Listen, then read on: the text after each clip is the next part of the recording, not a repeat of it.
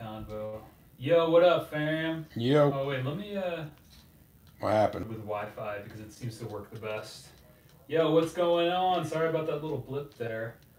If you're catching this, we got a treat for you tonight. We're a little bit of a lens flare there. That's okay. Got a treat for him tonight. Yo, we're making cookies. Well, no, that we're here. Just, if you saw the video I posted on Tuesday, I was thinking about taking a break. Jay and I were just chatting about that. Mainly just because I don't know, man. We were just saying it's just like, what what's the purpose? What's the point? What's the purpose? I tripped out there. Okay, so the audio seems good. We're just gonna What's test up there, it out. Matt? Yo, Matt, what's up, buddy? Yeah, I figure I didn't want to like also just bounce on like a weird note because it seemed like I was even with Jay, I was just, like telling you because I like only Leaving on a semitone. leaving on a semitone. Yeah, that's a good title. I didn't want to leave it on a semitone. Like I felt like I all of a sudden was like came to this decision, and then I was just also still figuring it out. Like literally as I was doing that. So I wanted to kind of come through. Jay was going to be scheduled to be here, so I figured we could hang, chat. Because I got no place else to go. And I don't know. I just figured it'd be fun to chill and then, yeah, see what's going on. Hey, Matt. I don't know. Let me see. This thing always says the same shit in the beginning. Just testing the mic out. Yeah, we're good. Cool. I just want to make sure because we've obviously been having Glitch issues. glitches. Glitches. You You son of a glitch. son of a glitch.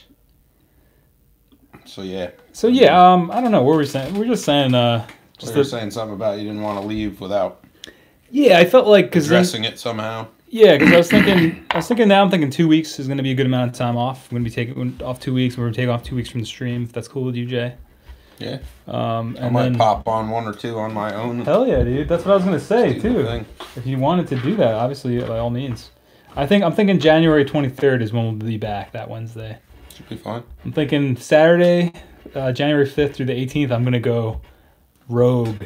I'm going rogue. dark. Going dark. I'm gonna Black do a Mirror. social media blackout. You can see my little thing here. I actually made a podcast about this. I like that you actually made like a sheet that says it. Dude. Yeah, I've been Is doing. that to like prove the conviction? Dude, it's funny. I've been using this calendar system for a while. I think I did a video about it.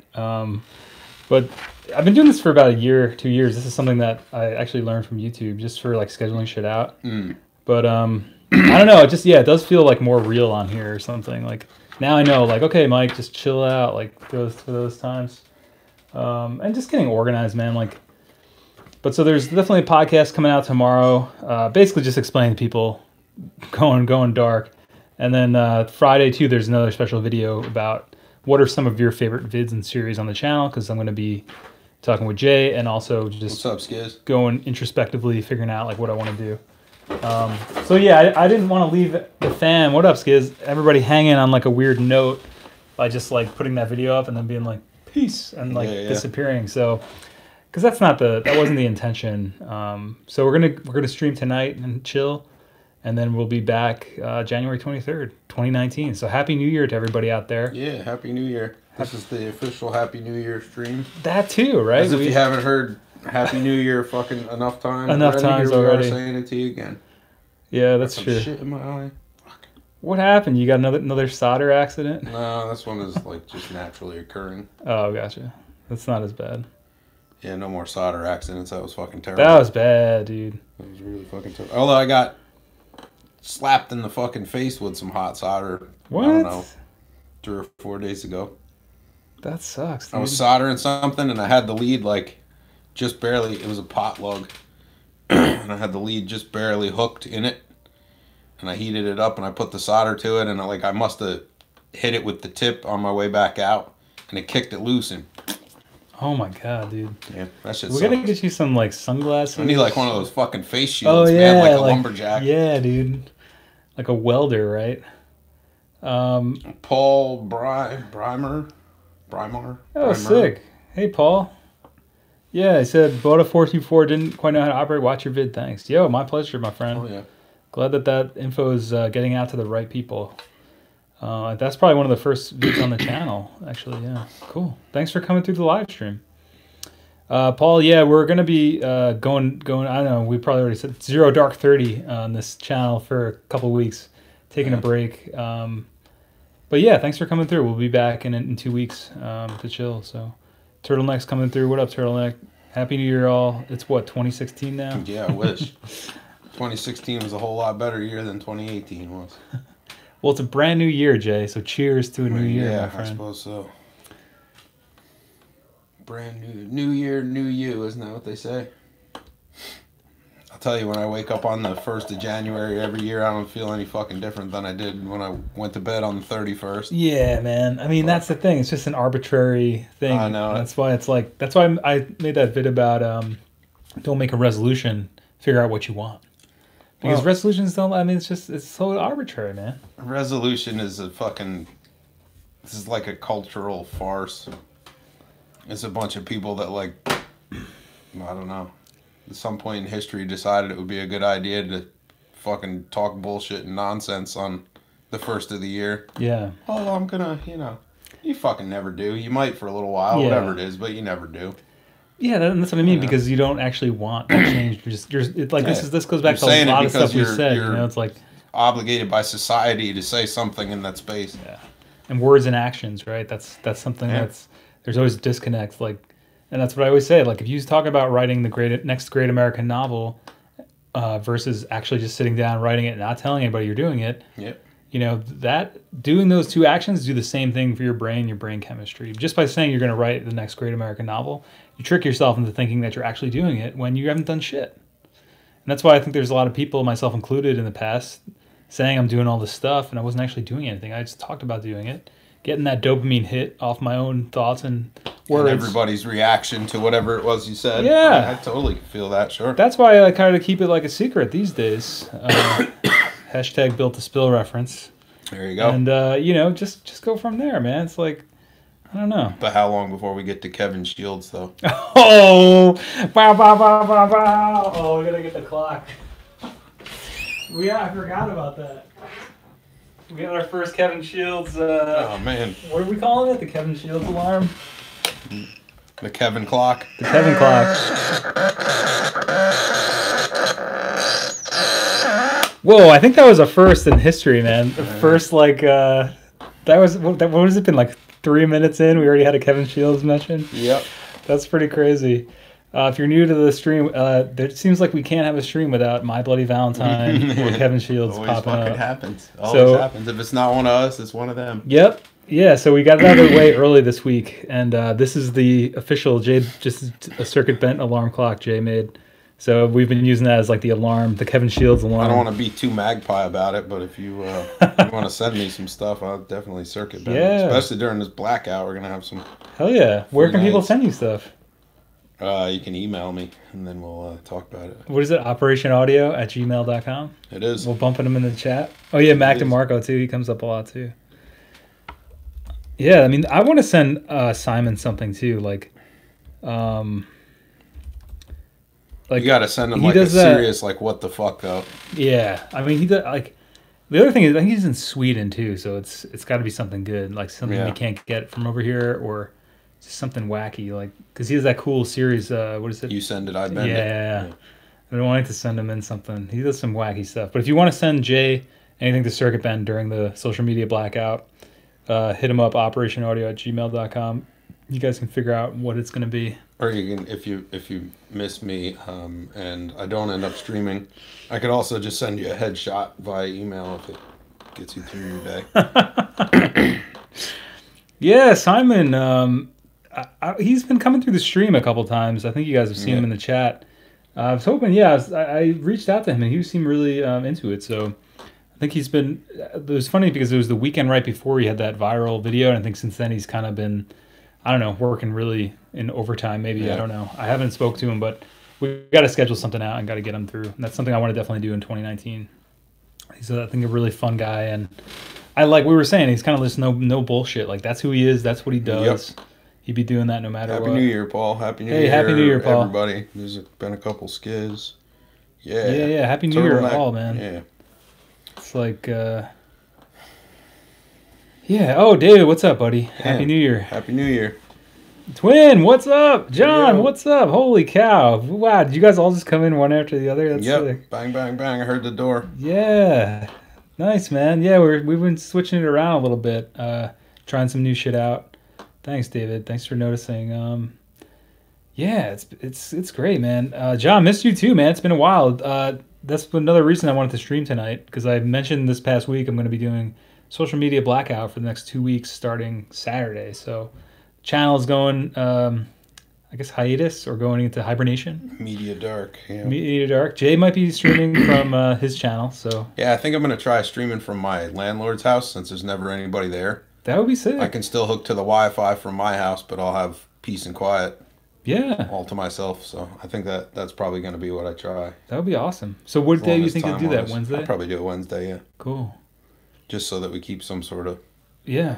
whatever going. If you want to check that out, Jay's channel is the first channel. If you go to my channel page, Jay Anderson, you'll see him. He's right at the top. Friends and Inspiration, #1. So There you go. go follow Jay. Oh, David, you just missed the. Okay, so he's asking, what is a radio thingy on your desk? You want to explain, Jay? I mean, there's not really that much to say. It's a circuit bent clock radio that I got it from Goodwill. I circuit bent it one afternoon, and Now, how did you know that it could be circuit bent? because anything can be circuit bent, just about. Okay, because I don't really know much about that, the culture of it, or like how you do it.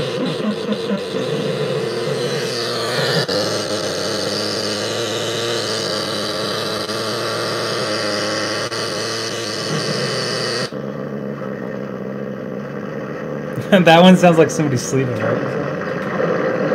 That's my favorite right there. That's sick. Sounds like something like boiling almost.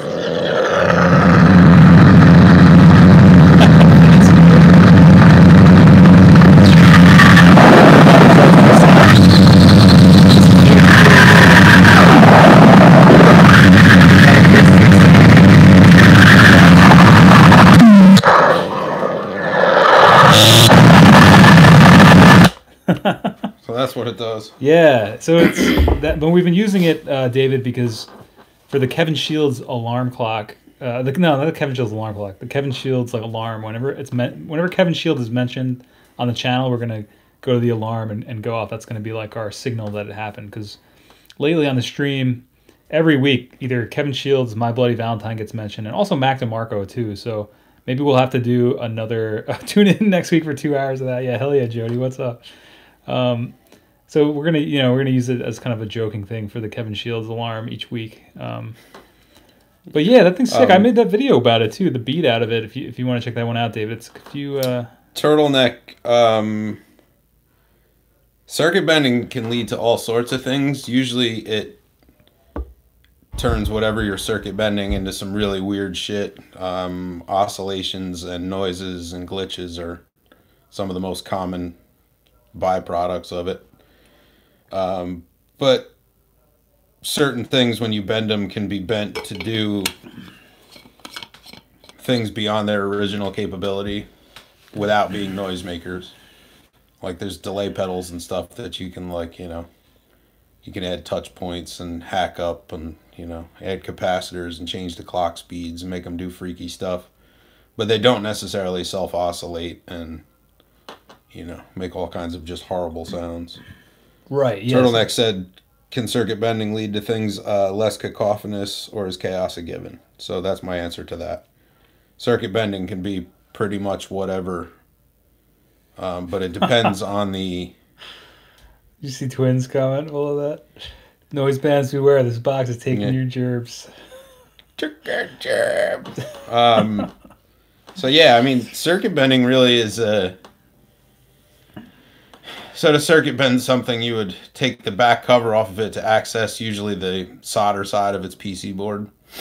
And then using like jumper wires and various components and things, you short circuit points together.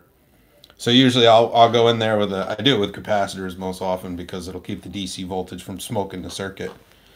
So you pin like one leg of it down, you solder it there and put a little wire on it. And then you turn the thing on and turn the volume up so you can hear it. and then you just trace through. And every time it does something that you think is kind of cool, you put a little Sharpie mark next to where that is, and keep going. And then when I have the Sharpie marks that make sounds based on that first point, I'll start connecting to each one of those and chasing them around. And whatever, like, I'll come up with however many points it is that I feel like I want to put into whatever the box is. And I'll connect wires and so capacitors is and each buttons one and of shit. those like a different knob or button then? Well, it's kind of like an A to B, B to C kind of thing.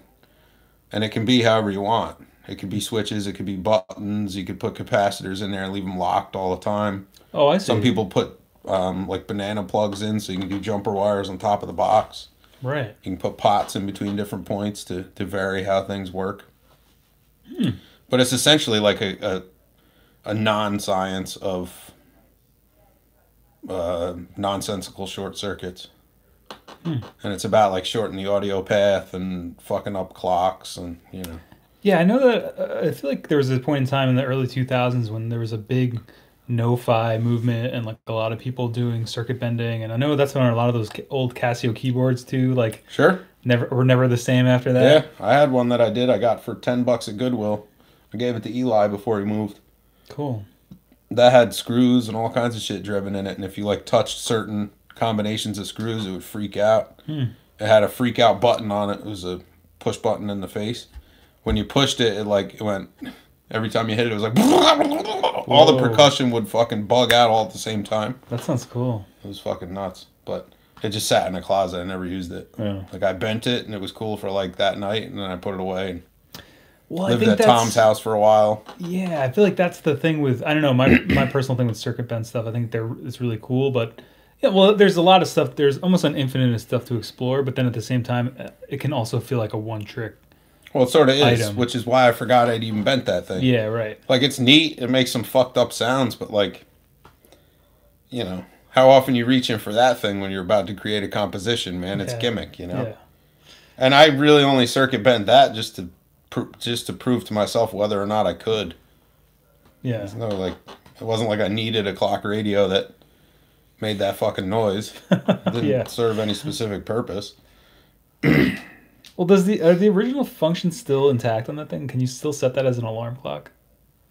I took that board out. Yeah. I needed room for the switches, and there's caps and shit that bridge different points in there. Cool. Yeah, hey Julian, what's up, buddy? He said, "Did I hear Kevin Shields my favorite?" Yep.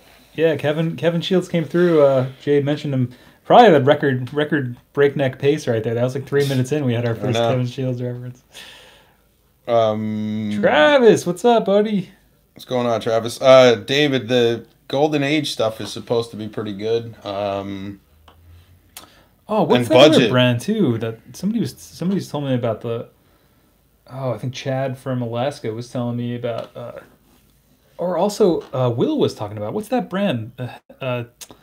They're kind of doing like they're really cheap versions of. There's like the like the Warm 76. Audio. Is that what you're talking about? Warm. There's another one like. Hairball does the 1176. They're not cheap though. No, there's one that he was talking about. I don't know if Will is here. Will, if you're here, let us know that brand. But or if anybody remembers Will mentioning that, it was like I think it was an 1176 copy. Warm, yeah. There was another one. Let me try to look it up. I don't know. Not Stam. Yeah, it was like two names, and it's like almost like somebody's name. I've had a couple people tell me there's also make like a Pultec version, or they make like a replica of like the Pultec one. Let me see. I don't know, man. Clone. Clark Technic. Clark Technique doesn't really make clones though. Well, it looks like they have an 1176 Classic you can get for $400, and they have looks like an LA2A. That's what I mean. These are like fire sale. 1176 Classic FET style compressor. That's fucking crazy because those $100 price drop. Those guys were like fucking the company when it came to like EQs and delay line processors and shit for years. Oh yeah, look, they have this too. That's the Pultec one. The Albini $300 for the holy cow. Yeah. The Albini delay is done with a Clark Technique unit. Yeah, so Chad, I don't know if he's ever been through the stream. I met him on Instagram. He has What's a going on there, studio. Charles? Hey Charles, what's up, buddy? He's got a studio up in AK in Alaska. He records a lot of cool shit through the 4-track and I think tape and stuff. And he was one of the first people to tell me about that, this Clark Technics stuff. I'll drop a link in there. I'm surprised that they're creating something in that price range because, Dude, man, they have this, a lot of this their too, shit is man. fucking This expensive. Pultec thing is like Pultec clone or whatever that is. Yeah. Classic. For $300 fucking dollars, is it tube driven? It's classic tube equalizer. Yeah. Damn. That's what I was saying. Like all of a sudden, this stuff is really dropped in price. So I don't know if I forget. Happy New Year, Charles. Welcome Hey, back. Happy New Year, man. Yeah, I don't know. I'm sorry. I kind of wasn't sure what I kind of forget what the original question was, but what were you guys talking about? Budget friendly preamps. Oh, preamps. Okay, my bad. I think they have mostly compressors, but I don't know. Maybe they have something else. But Clark Technica, I have two people that are into audio, really into it. I've mentioned that Will from the UK and then Chad from AK. So I didn't know those guys were making shit that was that cheap. well, that's what Will was saying. He said they just dropped too. There's this stuff. It was 500, now it's 400. The other one was 400, 300. I don't know. Hashtag not sponsored, but because we're both like drooling over this now. Like, oh That's my fucking God. cheap, man. I know. I couldn't believe the price either when I just saw that. Not that I have like $300 I'm not doing something with already, but fuck.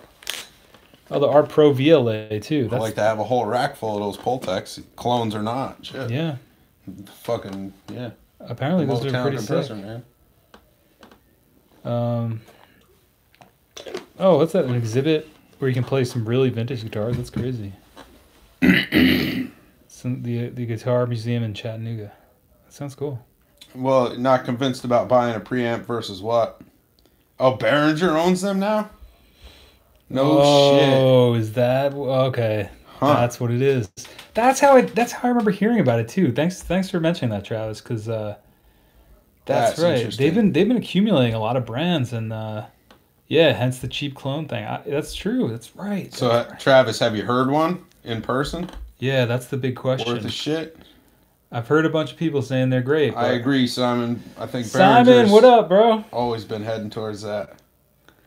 Yeah, they're definitely colonizing the cheap clone market, huh? Simon, we were just saying we got to get you on the pod, bro. In a couple of weeks, I'm going to be doing a social media blackout, Simon. So I'm going to be gone for a couple of weeks, but I want to get you on the pod on the stream one of these weeks, man. I think Behringer is neither trash nor fantastic. Behringer is the midline working man's clone. I mean, everything they've ever fucking built is somebody's a copy of somebody else's shit. Fucking, I don't care who they say designed it or where. It was cloned in Germany and then produced in China and then mass marketed to you, the end user in the United States. Yeah, I mean that's why I made that video about that too. Behringer they're cloning the Moog stuff. They're cloning something else too, and some of the stuff's out of production, and some of it's like still in production. And I think it's cool if they're cloning something, putting a spin on it that doesn't exist anymore. Well, they've been in court pretty much since they were born. Yeah, they have a good team of lawyers. I'm sure they do because like every board they made up until about I don't know, probably 10 years ago was a fucking Mackie clone. Yeah. Every single thing about it was Mackie, except it was built with cheaper shit in a different case. Right. Same fucking board. Oh, that's right. Yeah. It's the same shit, man. Yeah. Well, that's always been the thing with music gear, right? Pedals. I mean, look at the pedal scene, People are constantly stealing other people's shit. Look at what happened with the Klon, Klon Centaur used to be however much it was, and then it went up even more, and now you can get one from Alibaba for fucking $30. I bought that mini one for $22. Yeah, there you go. I mean, but it's just it ruins the fucking markets, though. It's crazy, man. Like that's the thing and that's something I brought up in that video, owns man. TC now too. Jesus, I got to do some reading up on that. They've been acquiring a lot of shit. Well, that's also what happened with so I have this little speaker, the baritone, and there used to be another company. What is it, Aventone? I think. Aventone, yeah. Yeah, and that's what happened. Behringer stopped producing the baritone, which was less expensive than the Aventone because they acquired Aventone. So they were then undercutting themselves. So now they just charged for the Aventone name and price for the same speaker. I was like blown away when I saw that. Yeah. they're just like buying up everything, man. Buying up all this shit. They're almost like the Amazon of the Amazon Cuomo of the music scene. People have been building various knockoffs of that speaker since the originals were out. The real Oratones. Oratones, yeah. That, what is it? The 3C, I think they were. Maybe that was. Yeah, I don't know. Definitely look up. I think their parent company is like. I think Oratone, the trademark from that was bought by Aventone for the mix cubes, and I don't know beyond that. But. Yeah. What's been going on? Behringer are awful. Simon says they could have done it for real democratization of creativity, but that act really bad. Yeah, I don't know, man. Behringer buys Pepsi. Yeah, I think, I think it's like so torn, it's like, I think it's cool if they're making something like the Juno series, they make their own version of like those old Rollins, but like... I think the real problem with it is that there is no originality in what they do. Sure. It's like, I mean, they basically take like... Yeah, I think that's what Simon they buy like a Mackie mixer, they pin it all out, so you got like an engineer that works on it for a week to draw the schematics. Mm-hmm. Or not even, you scan the PC board and do a fucking one-for-one layout off of that. You could damn near do the same thing. You just scan the metalwork and have your metal shop knock it out and screen it different. I mean, it's that's fucking cheating. And but on the other hand, from the budget-minded user standpoint, like if you're just starting out and you see guys, not much anymore, but it used to be that you saw guys rocking Mackie boards in studios and, live sound and shit. Like, if I knew when I was younger that I could buy a 32 channel 8-bus fucking Mackie brand new for half of what my used Mackie 32.8 cost, fuck, I would have done it. Well, in a heartbeat, I would have done it. I mean, that's why I think it's, there's like a certain level of being torn about it, I guess, because they are providing, especially for hobbyists, like a cheaper alternative to things that are essentially the same, because there's always so many, what is it? Abandoned Island. What is that? I'm having a hard time thinking today. Desert Island gear. That costs an arm and a fucking leg.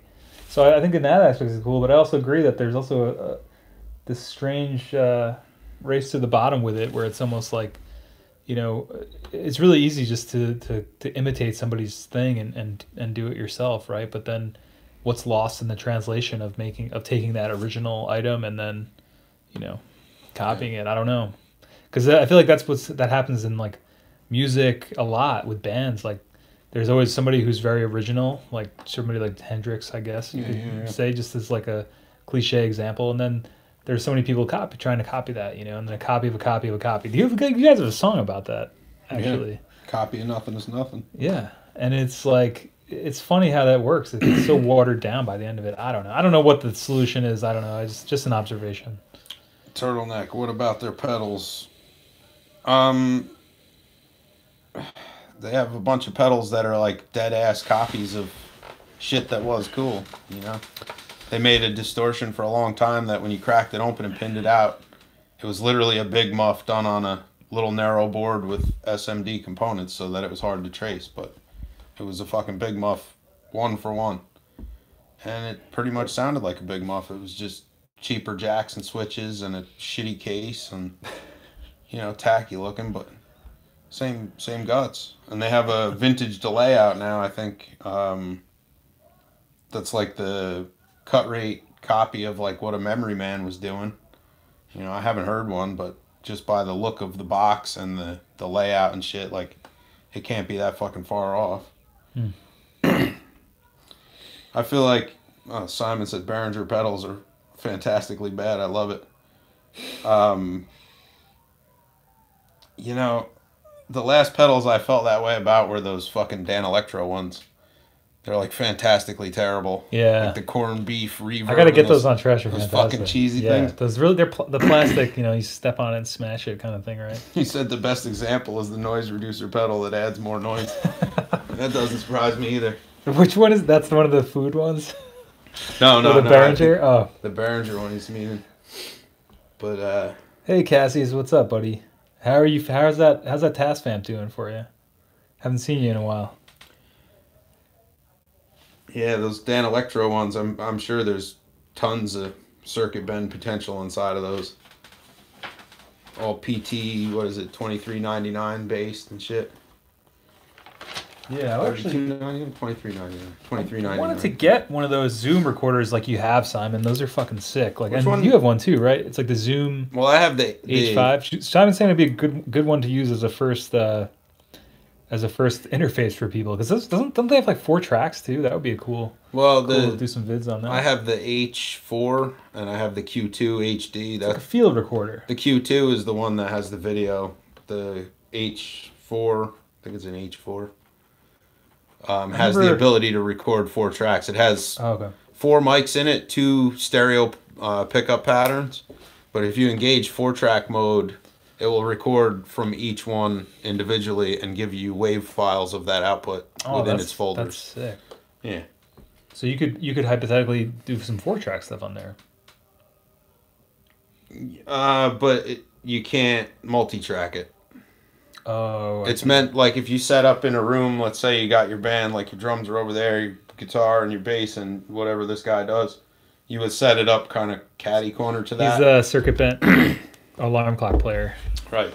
So each one of those mics would be picking up directionally however you faced it. Oh, I see. And those are the 4 files. Correct. Oh, okay. That's kind of cool. I mean, so they have he says you can multi-track on the H5. Oh, so that's the one that cool. you have, Simon?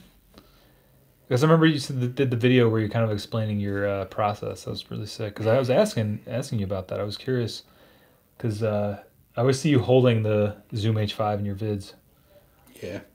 With that fucking super wind condom on it that he's got. Jesus Even Christ. though he's inside. The fucking thing. Yeah. It's like half a feather boa wrapped around it. Yeah. I kind of want to get those though for. I was using this thing Levy got me, the Tascam.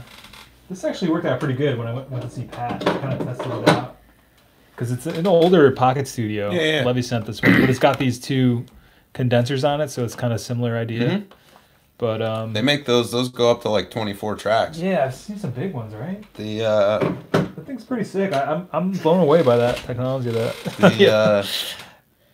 King Tone Music and Sargadis had the 24-track version of that. Oh, sick. And it's not that much bigger than that thing. It's probably really? only about like this. It's like a desk. It's like yeah. Because I know there's ones that are like like this. Yeah, big but those are the, like the OG ones with like the fucking full-size faders and shit. Yeah, right. They have like a disc drive. This one is and the whole deal. yeah. No, that thing just has like. This is like a new style one. Yeah, it has like built-in mics, but there's built-in like plug-in effects, and there's assignable inserts and outputs and got, shit. Like compression and shit. Yeah, but the only way to get in and out of it is either by USB or with a.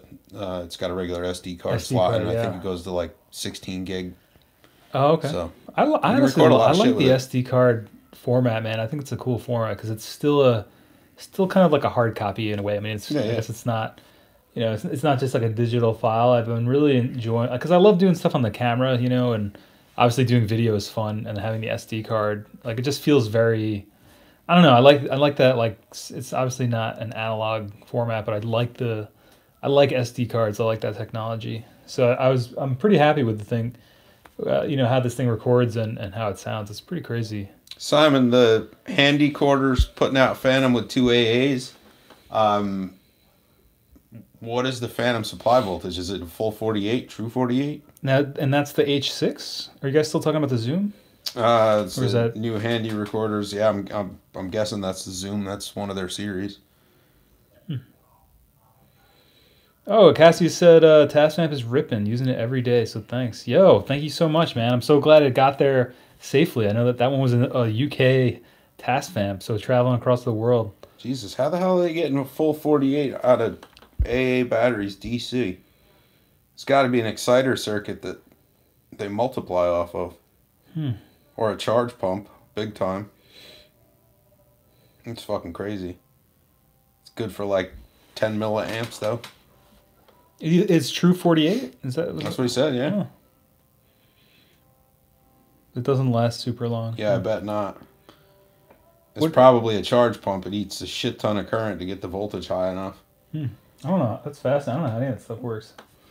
Well, they have integrated circuits. There's a lot of fuzz pedal guys that use them actually. You Well, that's put the 9 Klon. volts. Didn't the Klon have a charge pump? Yeah, it does. Yeah. But now that was much more difficult and a whole lot more rudimentary when he was doing it. Now there's a company called, I think it's Maxima or Maxim. It's an AD series chip. It's a charge pump like on a little like 8 or I think they're 8-pin. You put it in a socket, you give it a few support components, and it'll take your voltage from 9 volts up to whatever. There's different ways to configure it. It'll double and triple. That's hilarious. So now there's just like a plug and play piece essentially. Now, do they have? I'm assuming that there's got to be a wall wart style power for that too. No, can you plug in like a like something like this?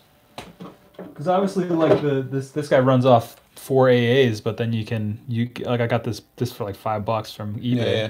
Does it have something like that? Would be cool. I don't know. I don't know. Obviously, it's a field recorder, but the zooms. I wonder if they can take this. I don't know. Well, like the zooms have all the ones that I have anyway have various ports for powering different ways. Okay.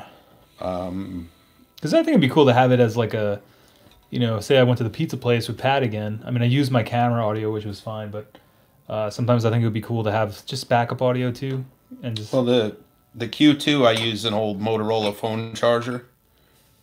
Plugs right in the USB and powers it up. So you can do power like that. Yeah, but the H4, when you try to do that with USB, it doesn't work that way. It sees the USB connection as a data port, no matter what supply you try to hook it to there. Weird. And it goes into like, all of them have a mode where they're like basically a card reader. So you can like dump whatever the files are on the SD card off of it via USB, which is cool. That's Because cool. if you have an SD card and like, let's say you fucking broke your camera or like for whatever reason it's not syncing to the computer, you pop that card into that recorder and it will read the FAT32 format and let you dump it the fuck out. That's cool. I think we used that to actually transfer files that time. Remember, we used the Zoom H2 or Q2 that Jay has like a liaison between getting files from like a Mac onto something. Remember that? And I think we could put them onto my camera card because we couldn't get it to transfer. That was funny. Yeah. So with my with the H4, I don't know if I'm the one that Magpie thinks is wrong or what. You can set it up, dude. I don't know. He said Zoom has USB, so you can have like a power bank. Yeah, my H4 though, when you plug into the USB, it won't work, but it has a 9-volt, the old style Boss port. Oh. So I made a whip that you either can run that off a 9-volt battery because it lives 3 times longer than the pair of AAs that go in it, or you can plug it in with a Boss adapter. That's dope. And do the same thing. Yeah. Well, that's the thing with anything. I feel that's gonna be. Yeah, I have a very old one. Mine's from like 2000, probably 8. Yeah. You have like one of the. It seems like one of the fucking first. ancient. Yeah. It's like the shit. first iPod. It's like a little bit chunkier and very different styling. I've traveled like all over the country with that fucking thing. It's been to Canada. That's a real testament. I mean, Zoom, I've never heard a bad thing about Zoom. I used to have when I would hashtag not sponsored. When I would travel with that thing, I always had a pair of AKG headphones and that fucker like in my pocket. Looked like some kind of fucking, I don't know, like DJ kid or whatever. But that's not what it was at all. I was just, I was always fascinated by like the sound of the engines coming up when you're about to take off. Yeah. Like you taxi out and then like you get the real like. Mm-hmm. So I have like a shit ton of that stuff recorded, just like fucking random, and a lot of like random sounds. I'll just be someplace and. Well, that's what Brian. I don't know if you ever met my buddy Brian, but he does a lot of like field recording. I should see what he has. I think he has that Zoom H5 or something, but same deal, man. He just walks around and he'll like he does a lot of weird like ambient soundscape stuff, and he'll just record like nature sounds and then put them all into like a track. It's pretty cool. Yeah, I have a lot of nature sounds, a lot of shit like coyotes and stuff. You should make like a. I made a song. Jay's ambient album. When I went to NAMM that one year, I think. What year was that? I think it was 2011. Winter NAMM. That's the one that's in Anaheim? Yeah. Okay. We were staying in Long Beach. That's like the big one, right? Yeah. Okay. We're staying in Long Beach at a friend of a friend's house. She was like a doctor and she was never home, so she just like gave us her pad for like the whole time we were there. Wow. She was there. She spent one night there while we were there, and we didn't see her. We saw her like in the morning as we were leaving. She was coming out. I'm like, oh, yeah, this German lady. That's pretty sick. But so we were sitting in the house one night though. All the windows were open and shit. 'Cause it's nice as fuck. It's California, and the desert, man. dude, we were hearing this fucking sound though. It was like there was probably like 20-second intervals of silence in between, but it was just like this.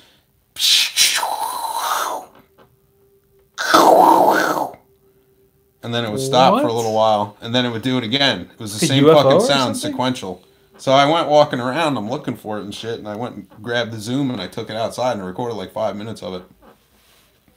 And the next day, as we were leaving to go to the NAMM show, we drove around, and what it was there's like 3 blocks over from her house, there's like this lagoon thing, you know, like a little lake shit thing, little beach. And it had these big fucking telephone poles on either corner of it. And those telephone poles had these big fucking horn speakers. And it must have been like there was either a glitch with the amp or a glitch with whatever the mixer was that fed the amp. Somebody left something on, whatever. That's where the sound was coming from. Because it was still fucking doing it. Yeah. So it was an audio system for like this lagoon type place?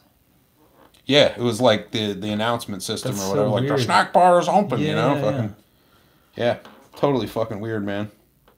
And it was the same exact sound, just like interspersed. Over and over. Weird. Over How did you and fall over. asleep that night?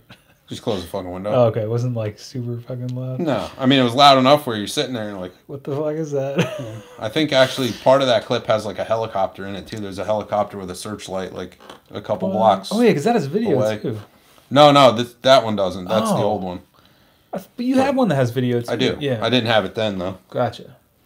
That's like, so you just have you have 2 of them then. One that's audio only, which is the one that you had back then, and then now you have another one you do like, because I know you had recorded your band the other week with it too. Yeah, well I bring the Q2 mostly just for the live shows because I kind of want to see, you know, if I look like a fucking idiot out there or not. And it just so happens that it records pretty decent audio as well. Yeah. Its video capabilities actually are not like. Which one is that, Q2? Yeah. I wouldn't say like I've ever been like overwhelmed by how great that video looks. It's good, but it's not like, you know. It's funny because I think there's one, I think the Q2 is the one I was looking at. Jeremy recommended one of them, and it was like, or it's Q2N or QN2 or something. Simon, if I wasn't afraid of heights, I might have. I tend to find things like that at like, you know, jumble sales and swap meets and shit. Matt said he used to get the crowd direct. That's pretty cool.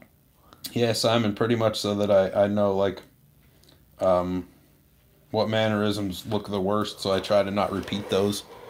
Yeah, I mean, you never know what you look like, especially when you're playing until you film From it. like standing on a stage and you know playing along, and I think everything's great, and I watch it like remember, later yeah, that we night, should and I'm do like, that, whoa, yeah. you look like a fat shit wearing that. Never wear that on stage again. So Yeah, it's almost like that's mostly the it for me. football coach It's like personal reviewing the tape. critique. It's Yeah. like, don't ever do that again. Yeah, like, don't oh. ever make that sound.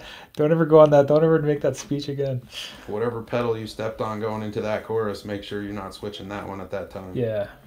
But yeah, it's totally for personal critique, and that's why I used to bring the H4 also. It's the same thing. You just used to take audio. Yeah, well, I think it's useful, especially if you're for your live show. If you're wondering what you look like, or you have no idea what your impression is to people as you're playing, or like you're saying, like maybe there's certain things that just don't work for the performance. Yeah. Like sometimes that when you're in it, it's so insular you can't really see. You You can't see it from somebody's perspective because you're up there doing it. The video on that thing, like the 1080 is pretty good. Does it have 4K too? No, it only goes to 1080. But I feel like everything below that, when you put it on a big screen anyway, it's got like mini HDMI in the side. You can plug it right into the TV and watch it. It gets a little like... That's what I was going to ask you. It's a little bit grainy when you watch it that way. It just doesn't quite translate.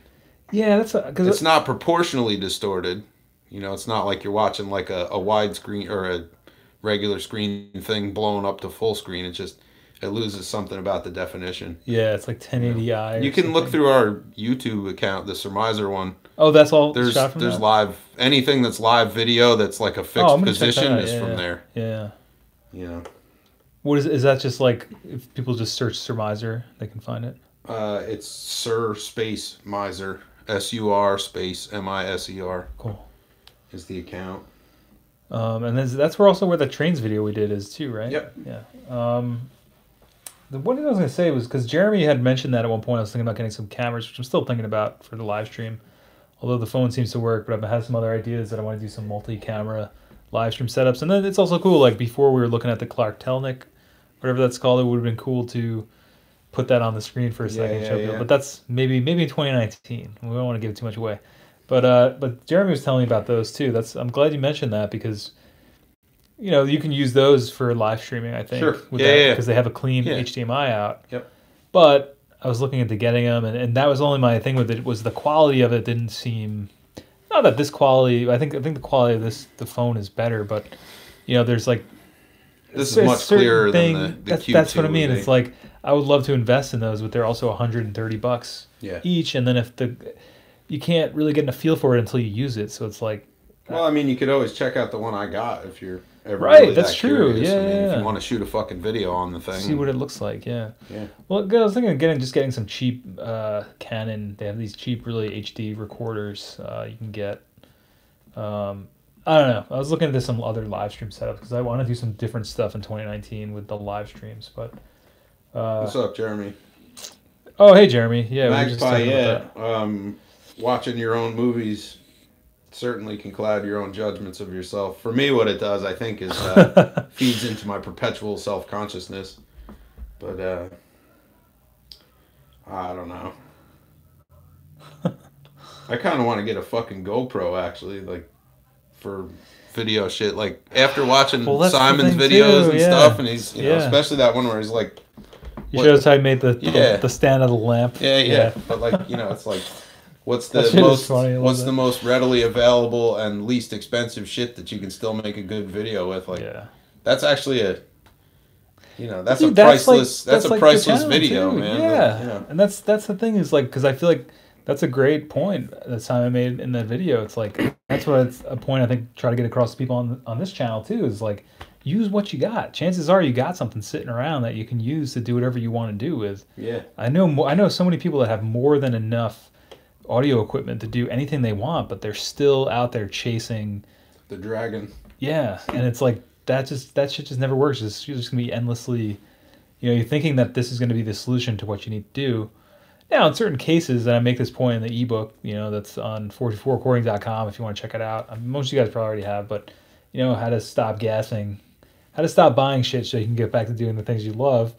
There's certain times when getting a new piece of gear is great, and I go through a couple things as to why I get new stuff, and like these lights, right? Like I got new lights for the channel because the ones I had were pretty good, but I wanted to try bigger ones and get the brighter lights, and also like I use them every single day, whether I'm doing video stuff or just like need some extra light in my room or need a light when I'm fixing something in my sink or painting a wall or something, working on. So I mean, like that's a great reason to get something new if you're going to use it a lot and it has utilitarian functions, but like. When you're just like, oh shit, I need to get like this new microphone because I have 10 other ones, but for some reason I think I need this one. I'm going to give you a really good example of this. This just happened the other night. Let's do it. So the end of year sales were on, right? And I got looking at Sweetwater and I was like, man. Yeah. Fucking. Dude. So I went through like all the how much would it cost if I financed it and the instant rebate offers and all that shit. I was looking at the Apollo Firewire, it's like $1,700. It's like the Firewire one is that much? Yeah. Really? Okay. Yeah, or maybe it was 17 before rebates, whatever. Wow. It's like 1,600. They give you all the free plugins. And yeah. But I'm looking at it like it's like I think it was like $57 or $47 or something for a month or something. Yeah, for like either 48 or 60 months. I can't remember. So I decided to put the phone down and go have something to eat and hang the fuck out for a little bit and think about it. And the more I thought about it, the more I was like, even though the sonic quality of that thing is superior to what it is that I use already. I don't think it's that far superior. Yeah. You know, and to justify that sort of expense just because it was a whim and there was financing just didn't make fucking sense. So as much as it's hard to tell myself no, I was like, yeah. Right. You know, well, that's so I the closed trap, that man. window That happens to and put the everybody. fucking phone down. Well, I think it's always good to sleep on it, but I don't know. You know, I think that's a tough call, though. You know, because I know you've been saying a lot that that's something you want to upgrade to at Bohem. You know, and it's like I really do. But the other thing is, like, I was looking at the other ones, you know, and they're all Thunderbolt. There's only one that will work with the system that I have. Okay. And there is a driver loader that will work with the OS that I'm still running. Do they have like an older? Can you get like a used one, maybe? Probably, but I can't finance it. Oh, gotcha. Yeah. That's the trick. The financing. Well, that's something I mentioned too, man. It's so tricky today with those deals like that, because then it's like, oh, well, I can afford $20, $30, $40 a month for 40 months for 4 years. I mean, it's really not that big a deal if you think about it. It's not if that you much. amortize it. I mean, yeah, but I think like that money. It's just tricky though, because you're saying you could have done it, but now you're thinking like, well, I don't even really need it. But what happens if you had done it? You could have. It seems like almost like a 50-50. You could have pulled the trigger on it. Yeah, but I think I don't know. Oh, GoPro. Yeah, that's what we were talking about. The GoPro stuff. Yeah. What were you gonna say? You were to experiment with the GoPro shit, definitely. Yeah, Simon. What do you? So you like this? You like the GoPro, Simon? He seems to have really good luck with it. I mean, it's like the iPhone 5 SE to phones. That's what I have. That's what we're shooting right now is the iPhone SE. I went from iPhone 5 to iPhone SE. You know what really got me thinking about it was like, first the expense, but also like if you're gonna spend $1,700 on a piece of your recording chain, where is that money best spent? Really, you have a system that functions already. You have microphones and shit that work already. So where is that money best spent? Mm-hmm. What's the answer? I think to finishing off the studio in the way you want to finish it. Tuning the room and finishing the traps and yeah. So that's what I decided. While I can't finance things to finish the space, it'd be really easy over 4 years to put $1,700 into the building materials to do that. Yeah. So I think that makes more sense than buying $1,000 microphone or a almost $2,000 interface. And at the end of the day, like, just because you spent that money on equipment doesn't mean you will be any busier than you were. So there's the end. I don't know. Well, there's just so many things to think about, you know. If it's like if money were no option and you can just go out and get whatever you want, like, I don't know. Well, I had that for a while. Like, money was no option when I started. Well, same. That's how I wound up with some of the equipment I had. Well, when I started up, I was doing pretty good for a bit there. When I stopped working full time and, climbed out into the world and decided to really go gung ho on building out the studio, I took a loan of, considerable value to purchase those materials and to do those things.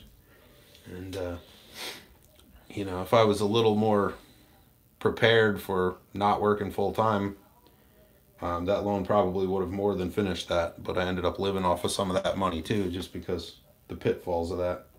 Simon making some good points that go along with this. These days, I only buy some if I can pay for it outright. Hell yeah, buddy. Yeah. That's a big point I make in the ebook too. And Travis said, of course, all I buy is tape machines.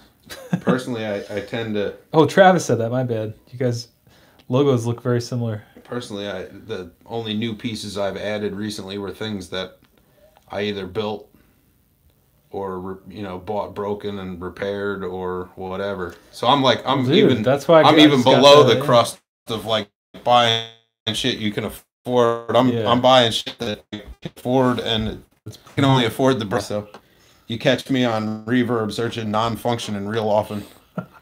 But I by see. the same token though, if you could get a unit for $100 that normally would be $1,000 that everybody else is paying $1,000 for, and fix it for $5, Yeah. On top Well, of the thing that, is, a lot of people don't have your skill set, man. true. You know, True. that's the value in knowing But- how to fix things. Because like you were telling me about something I recently acquired, is that nobody knows what the fucking thing is. You know how to make it into something that's really cool. Which thing? The medallion. Oh, that. Yeah. Well, there's a lot. One of the early live streams has me talking all about I that. know. All the fuck about it. I see what Simon's saying now about the GoPro. He said, it's easy, nothing from you, point and shoot. It's awful in many ways, but the action cam in general is perfect for YouTube. What's the action cam? Do you know what that is in terms of the GoPro? Simon, I feel you on that. This thing that Mike's talking about, the medallion, it's like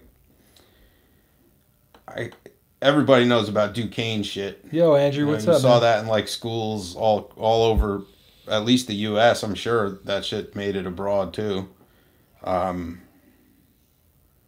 But I keyed into this one piece that has really awesome mic amps in it, and doesn't seem like anybody's really fucking with it. There's like every once in a while this one company out west somewhere modifies one and sells it for way too much money on eBay. But other than that, like they sit there untested, don't know how to test it, not functioning because I don't know how to test it. It has kind of a weird hookup, right? That's part of the thing. The one that you got has a weird hookup. The one, well, that's what the guy sold it as not functioning. yeah, because he I doesn't have know no way what the test fuck to this. do with it. Yeah. If he had a bipolar power supply, he could have hooked that thing up and played his fucking stereo through it to test it. Yeah. Everything you need is there, Yeah. except for the power supply. Well, dude, people don't know how to do that. And that's the thing. But yeah. So anyway, to what Simon's saying, the trick is to want what no one else wants. Yeah. That Duquesne shit has been meeting its fate in dumpsters across this country since it was fucking new, just about. You know? Yeah. It turns up on eBay because some asshole finally decides one day, like, Dude, that's I like bet I could get $20 for that this. You know? DBX compressor, man. The 165A, I think Yeah. it is. The Because- old one, the Woodside deal? Yeah. Like the decilinear. And it has this weird circuit in it that's like a compression circuit that, you know. It's a compressor expander. Right, and then the Hi-Fi. guy from fucking Tame Impala, Kevin, not Kevin Shields, Kevin, Kevin Parker, he started using that, and that thing fucking blew up. That. You If used to be able to get one for like a couple $100 Is that the now one it's I like was a K or more. telling you I did for Dave? It might have been, yeah. Yeah, I think it was. Yeah, he sold it, right? I don't know if he sold it, but he got that thing. I think it came off of eBay for like $20-ish. Same thing. Like, I don't know what the fuck this thing does. I plugged it in and the light came on. Yeah. I don't know. Yeah, I took that thing and like recapped the power supply and put 1/4-inch jacks in it, Yeah. and it fucking ripped. The guy's description of what it does is it sounds like John Bottom playing a hip hop beat, you know, if you like really fucking Yeah, overdrive it. because it'll fucking, yeah. But that's the thing. Well, Nobody you can was cream the using it to front- do that. So it was you could get this thing for some. You couldn't give it away to somebody. Now it's like, holy fuck, we gotta, you know, charge a couple K for this thing, a K for this thing. It's crazy. It's crazy how that works. I mean, that happened with the Juno Roland stuff too. There was a point in time where you get that stuff relatively cheap, and it was analog synth, and then all of a sudden, you know, bands started using it in their sound, and you know, that's it. You can't find one of those fuckers now. Simon, since we got you live on the stream, I like his comment about fuck money also, but since we got you live on the stream, that thing across the street from your building where people leave shit outside, is that like a landfill proper, or is that just a transfer station? I don't know if you've posted any content of like the inside past those like brick walls or whatever, but I'm very curious about that. He's also saying about the you Send It, You Bend It series. Yeah.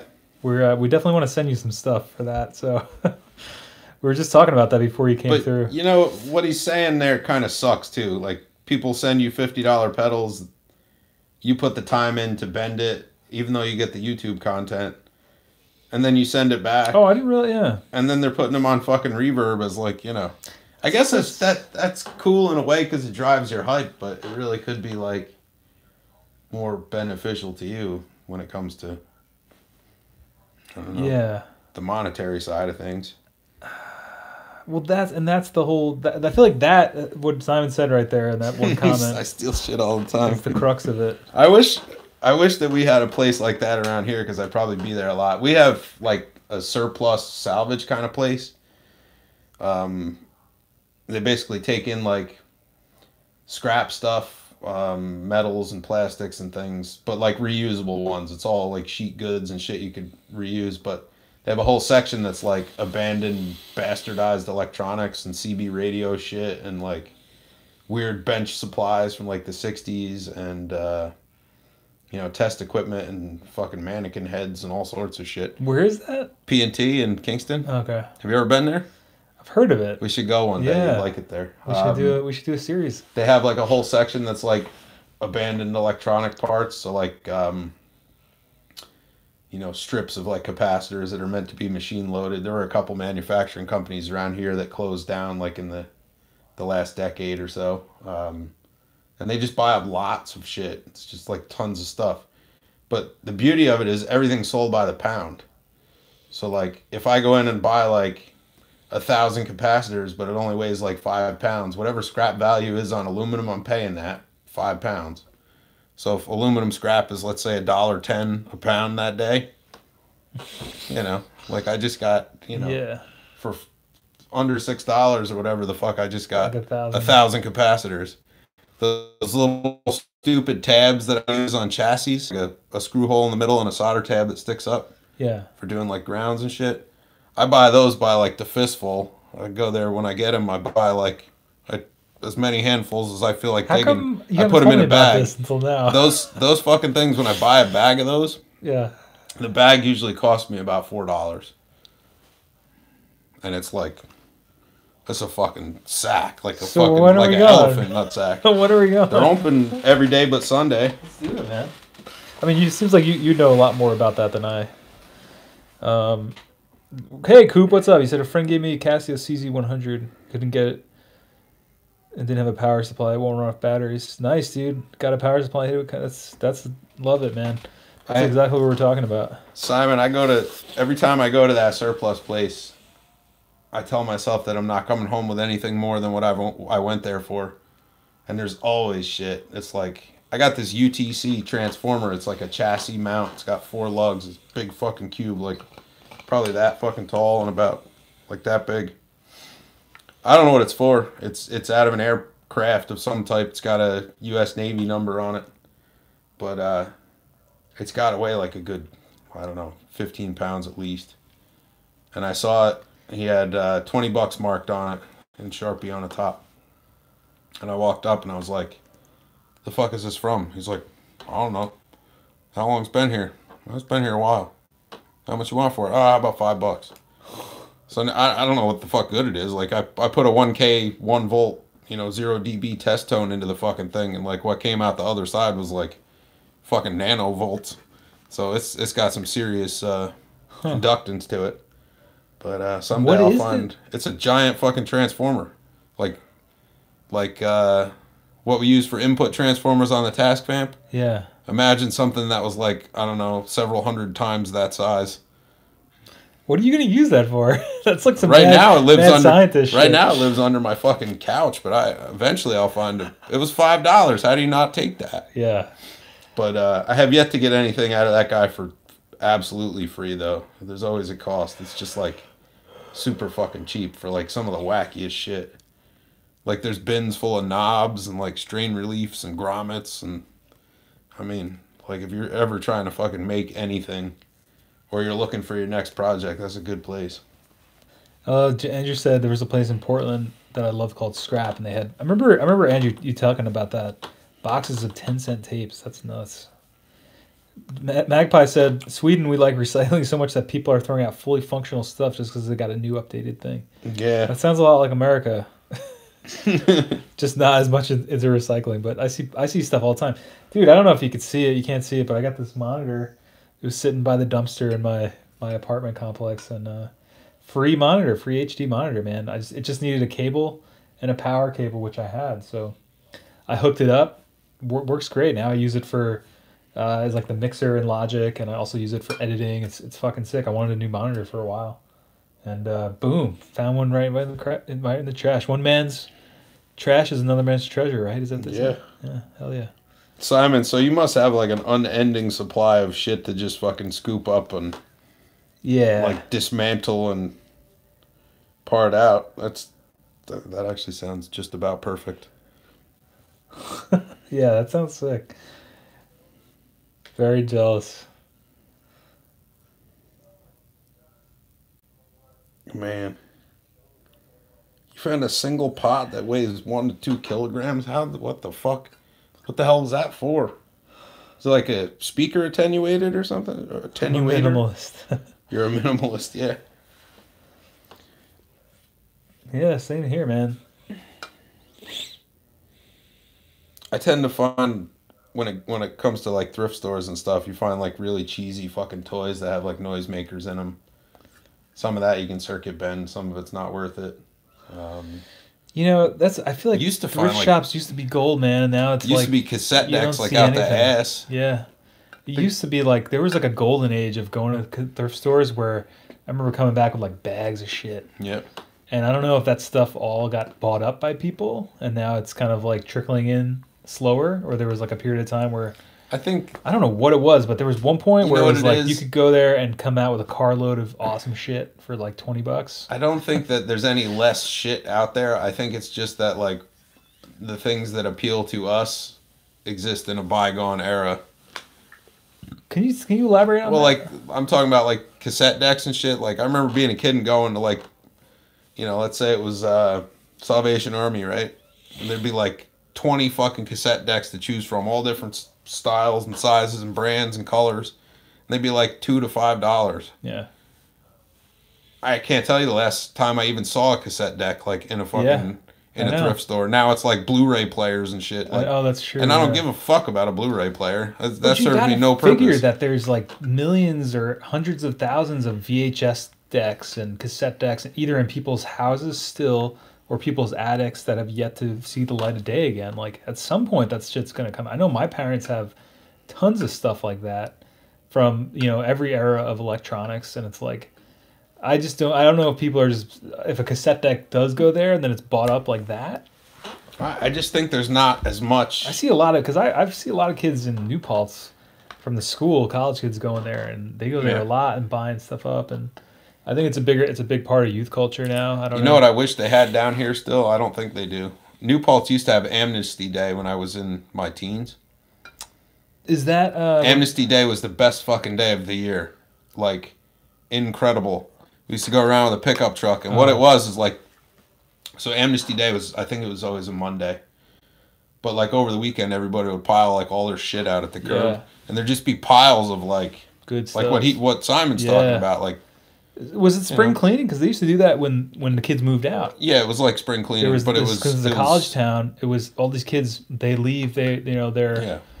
fair Well, this was weather like- people. They come and then they move out and they just leave like The last year we did it, we came back with like a truckload of stereo shit and speakers. We came back with a full size fucking spray painted silver mannequin. I mean, it was like solid gold. literally like as long as you were willing to drive and park and walk the block digging through stuff, there was Yeah. fucking shit. Oh like, yeah.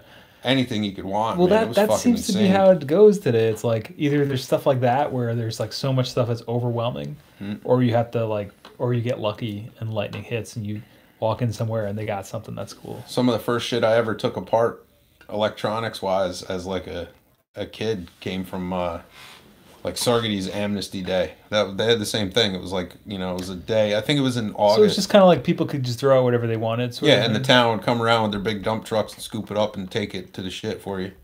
But I mean, I used to with that one. I got like Sargady's. I got console radios and like old tube TVs that I shouldn't have been fucking with because they'll kill you. And I mean, all kinds of sick shit to take apart. Yeah.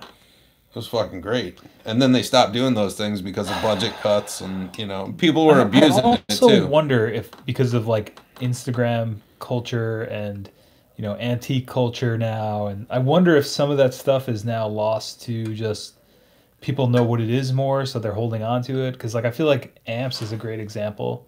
Like I feel like there was one point in time, and maybe this is just me waxing nostalgic, but I feel like there was one point in time where you could drive around and see people throwing out like Fender Silverface stuff and all sorts of other amps, and now I don't see a single person doing that. Like, Well, I don't know if it's work. it still because of comes where I up live, but because my boss at the speaker shop, a friend of ours lives out in Phoenicia, Called them up one morning, and it was a Bandmaster, I think 212 cabinet, silver face, drip edge, had a tear in the grill cloth and some stains on the Tolex, and Nothing. not bad shape. Yeah. Had a wire running out because somebody busted the jack and just ran a wire out and put Is a it on plug the on it. curb? It was on the curb.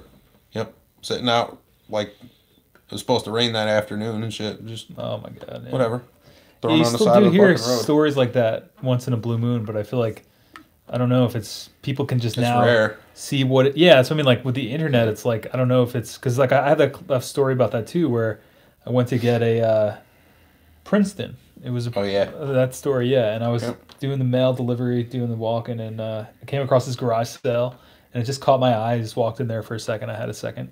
Guy had a couple of amps. He had some shitty crate or something, and then he had this Princeton silver face. And I said, "How much do you want for that thing, man?" He's like, "Oh yeah, I was thinking like $100." And I was like, this was like a couple years ago, maybe 5, 6 years ago now, but still very cheap for a Princeton. And I don't know if it was just like I was too eager or what, but I think if I had had the $100 on me then, It would have it gone. would have been mine. But Yeah. when I came back, the guy must have had some time and he thought about it, and I said, "Okay, man," and I went to give him the $100. He's like, "No, I want 200 for it now." And that's when I knew like I was never gonna get that amp from that guy. Did I ever show you the one I got that way? No. It's not a Fender. I have to look up the brand. It's a 50-watt 115 combo, tremolo reverb. The tremolo has multi-position settings, so it's not just like regular trem. It'll do like a Leslie kind of warble trem chorus thing. It's totally fucking weird. It's all tube. I was sitting on Facebook one day. It was like a Saturday afternoon, nice summer day, and I got a notification so and so just posted in online yard sale or whatever the fuck. So I clicked over there and I'm looking and it says tube guitar amp $50.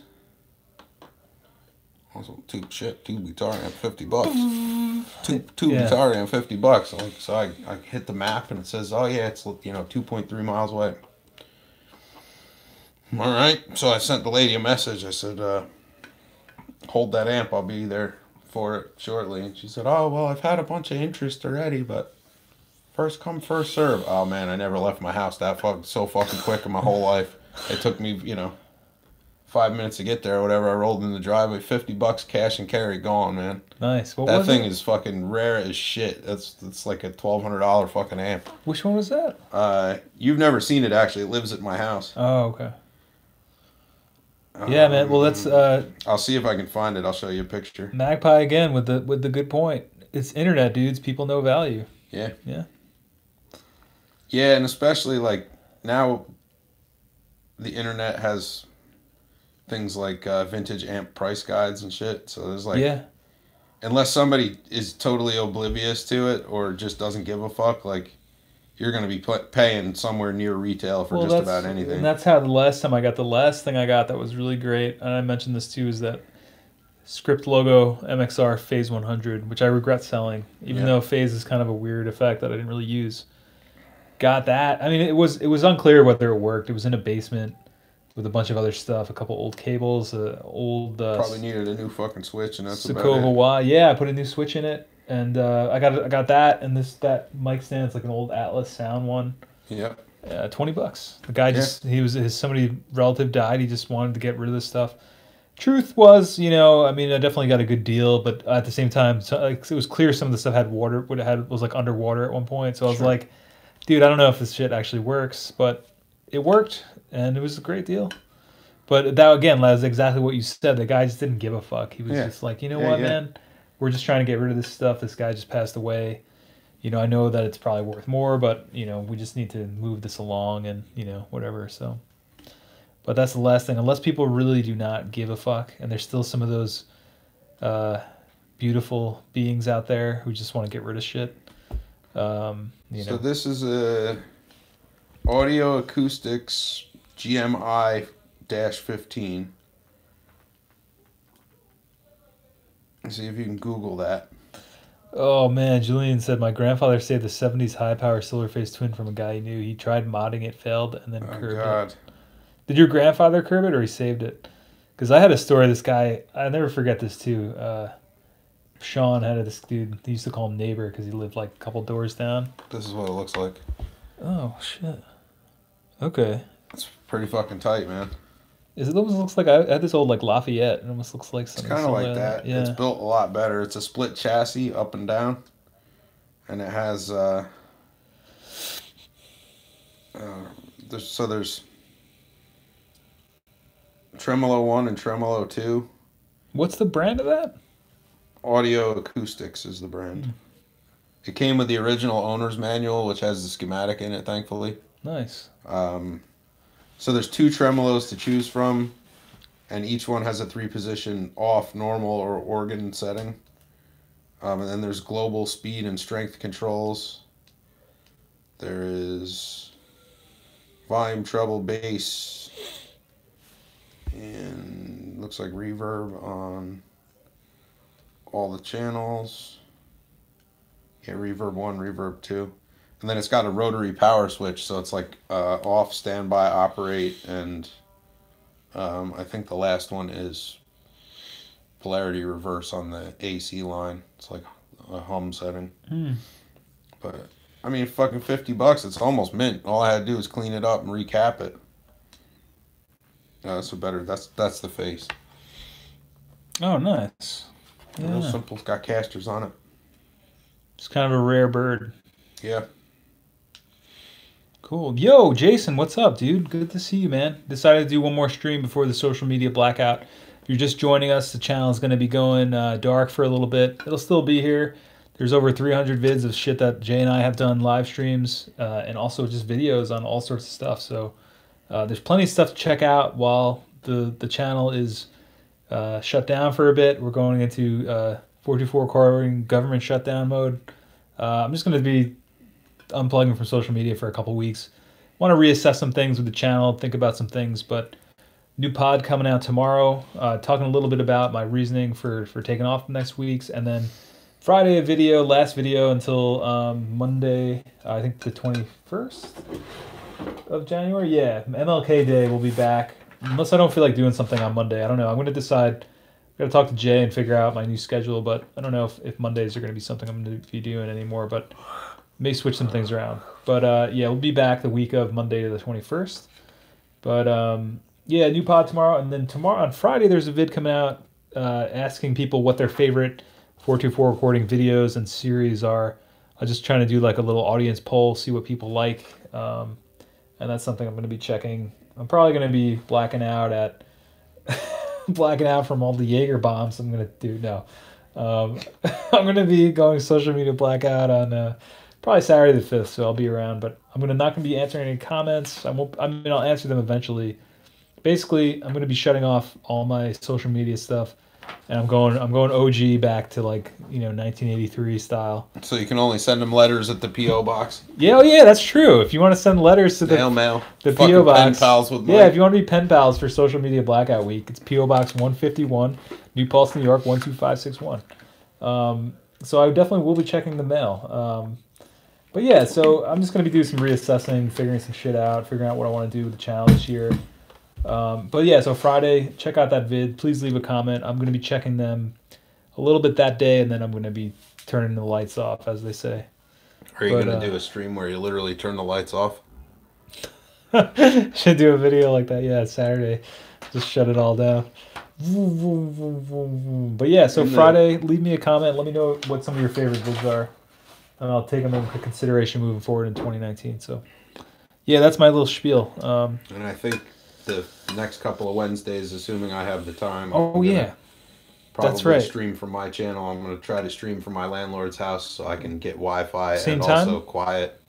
Yeah, probably thereabouts. All right, so Wednesdays 7 p.m. the next 2 weeks. Check out Jay's channel.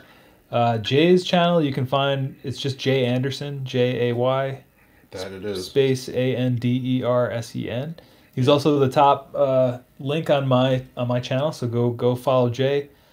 He's going to be picking up the streams when I'm away, most likely. But go subscribe to Jay's channel so you know when those are going to go live. I've also found Final Cut software for my. Oh, dope, dude. Yeah, I remember. I haven't purchased it yet, but I have found a factory pack that will work with my Cool. OS. I was looking because I looked through my old hard drive, and I actually have an old version of Logic, not Final Cut. I thought I had Final Cut somewhere, but yeah, that one's pretty good, man. Final Cut 7 was like the last. Well, it's the last version that will work with My buddy Sean was 10.8.5, using that which is one what I up have. until a while ago because he finally moved over to the PC based, a different one. Well, with But 10, a lot of people don't like the switch from 7 to 10, so. but with OS update 10.9, they lost functionality on Like Final Cut 7. Oh, right. That's what the forums all tell me.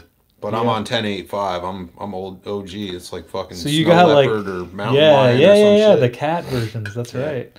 So you have the that's like my old Mac too. It doesn't. I don't think I could update it past Snow Leopard. Like they also like cut functionality of some computers. But the thing that's good is that you can definitely get all those drivers and shit online. I'd recommend Final Cut 7's sick. Yeah, I found a pack, factory sealed CD pack with a registry key and everything for Nice, $85. dude. That's sick. Yeah, because the one I had, it used to have to. It was like that OG Pirate Bay shit where it gave you like a little program that could make a little code for you. Oh yeah. But I don't know whatever happened to that. The old days. But I have a lot of banked up footage that could easily be cut into videos, given like some in between shots and some voiceover. So I want to, for this coming year, I want to do I at least want to make videos out of the video that I've already shot. Do the speaker video, right? Yep, that's the big one. That'll probably be a pretty long fucking video. I'll probably do that in a couple parts. Yeah, maybe do a couple parts, yeah.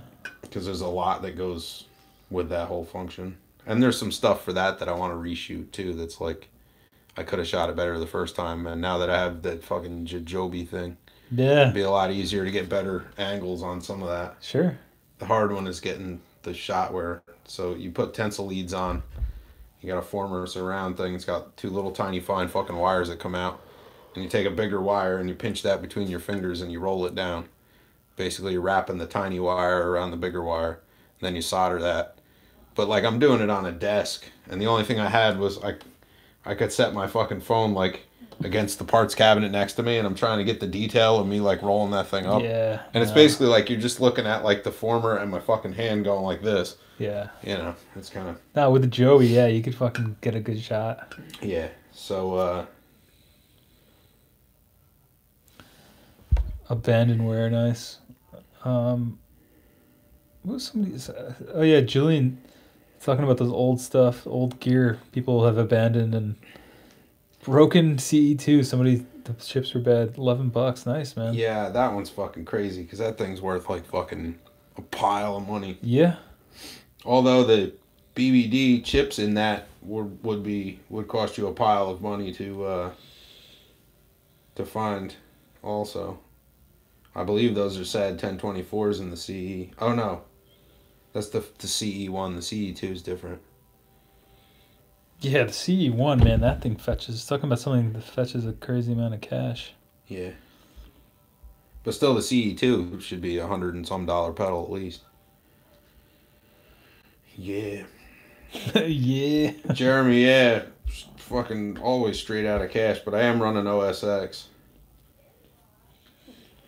I think I'm gonna buy that like legit pack so that I don't feel like for once in my life I'll actually buy fucking software instead of like $85 for I know. That's fucking sick, man. I mean, I think Final Cut Pro now is it 300 just to get the program. Eventually, they're gonna all these companies too are gonna go to the subscription model. I'm sure they are. If you can run that and it runs good on your comp, I would say just go with that. Like, it's one of those things, man. It's like Logic 9. Like, there was no reason really to upgrade, but just because it's new. But like Logic, I kind of like miss working in Logic 9, to be honest. Like, it's a lot more straightforward and utilitarian. I believe. If you want to go back, I got it. I have the loader files for that. Oh yeah, I have it too. Yeah, that's because I just found that was that because I knew I thought I had Final Cut, the old disk image and shit, but it turns out that I had Logic. But I have like moving into the Mac. I think was the first time that I actually was like working with non-pirate software. Like there used to be a company called H2O. It was like H2O try before buy. So it was like supposed to be demo versions, but in the installer came that little registry key, and you just do the offline thing, and then it came up, you know, and it's like, it was always great to have good software and shit that worked right, but at the same time, it's like, you know, you're making money off this, so you probably should be paying money for this too. So. Yeah, there's with that pirate stuff, you know, it really just came down to being like, if you didn't have the money, you know. Like, yeah, I mean, I remember buying, like, I told you about Sonar. Sonar, when I used to run that, I bought, like, you know, it had a photocopied jacket in, like, a DVD case. Somebody actually had a legit copy, and it just, like, run off copies of the DVD. Photocopied the insert for the case. And that was it. And he did an online or an offline install, and he punched in his registry, and yeah, that was it, man. It was like $20 or whatever. Mm-hmm. But at that time, that program was like $200. And also Logic. I know the new one. Like I had given it to Sean because he was curious, and it works. Like there's a certain. I think there's also a certain. You know, with any software, once you have it, it's okay. You know, not okay, but Yeah. you can install it up to like 5 different computers or something. You know. You know, speaking of OS 9, I have like this old ass fucking Mac. It's a G4 that somebody gave me. And I think OS 9 is what used to be on that. It came like with no OS loaded. But I've always wanted to like load it up with something. It's a G4 with I guess it's like a Power Mac. Yeah, Power Mac. Like the screen doesn't plug into the wall, it plugs into the computer, and the computer powers the screen also. It's like a super weird fucking thing. It's got speakers built into the screen that also run through that plug. Is it one of the versions that have like a weird like color to it? Because like they had those Macs at one point that were like, there was like a teal one. Oh, that was the old iMac. Oh, okay. No, this is like a screen like that screen, except it's bigger. Physically larger, but probably about that same display size. Yeah. And it has speakers built in. It had one cable that comes off of it. It goes into this big fucking tower that has like these molded in handles. Oh, okay. Yeah, like OG. Yeah, that's like, yeah. Oh, yeah, I know. Yeah. I know what you mean. It's like the one that's like white hard plastic. Kinda, yeah. Yeah. Or whatever. Next time you're at the studio, I'll show you. It's in the closet. I couldn't, like, it was given to me by somebody who was going to otherwise abandon it in the dump, and it worked. But I think like they wiped the hard drive, so when you power it up, it basically just boots to like a spinning hourglass and does nothing. Yeah. So if you had the original discs, like some people pay money for that old Apple shit, you know. I looked it up. That computer's not even worth like $100. Oh, but what I was know thinking, some of them, if they're like people are into that. But what I had thought for a while was if there was a way to load even like early OS X on it. Yeah. You know, could bring that up as something. I'm sure it'd be faster than my fucking 2009 netbook PC is, for a sake. Hey, what's up there, Bobby? I haven't forgot you on that shipment either. I'm working on that. Yo, Bobby, what's up, buddy? Yeah, I think it's a G4. I'm pretty sure. But it's like, I don't know. I have to look. Charles is saying there's a bundle on Apple's site for students, Logic Pro X and newest Final Cut and some other software. It's $200 for 5 pieces. That's pretty sick. How do you prove that you're a student? Yeah, and how do you become eligible for that? I know at one point they just required that you put in like a email address from like a school, so you have to put in like J, the wizard at SUNY at CUNYHunter.edu or something, you know. Yeah. So I don't know how that works though now. It's a shame because that's a fucking sick deal. That is a sick deal. It might be worth it to go. I don't know anybody who like has an accredited program that I could tag myself onto. Yeah. I wish I did because this is a lot of student. We should start our own university, Lo-Fi U, and then just give people emails. I still want to do a fucking DVD style series like that. That would be dope, man. That's another project we talked about doing. That would be so much fun. I'm sure there's a bunch of these people out here that would go gaga. Well, that would certainly be curious about like things like that tape loop delay I've been fucking with. And yeah, you had a whole laundry list of stuff for that. Yeah, there's a bunch of shit. It's really easy to generate Jason said I was able to get a student discount over the phone as a daycare owner. Oh, weird, because you have students of your own. Yeah, maybe. So that computer kind of... He's got eventual students. I'm trying to fucking... This is a page where the company actually will, like, upgrade that old-ass Mac. That's crazy. Andrew has a reel-to-reel question. Can I shoot you an email, Jay? The motor starts and then stops as soon as I hit play or reverse. Yeah. Yeah, do it up, bro. operationaudio@gmail.com. This doesn't tell you what it is, but this is... The screen is different. It doesn't mount that way, but that's what the tower looks like. Gotcha, yep. And I'm pretty sure that's a G4. Shit, man. Something just, like, tickled my throat. Wasn't me. I'm gonna look that up.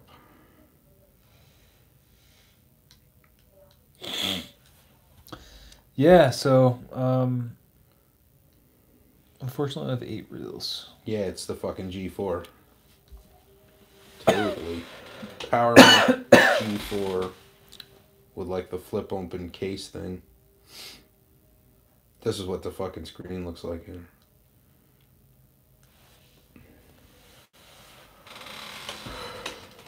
Do you think that'll be faster than your PC?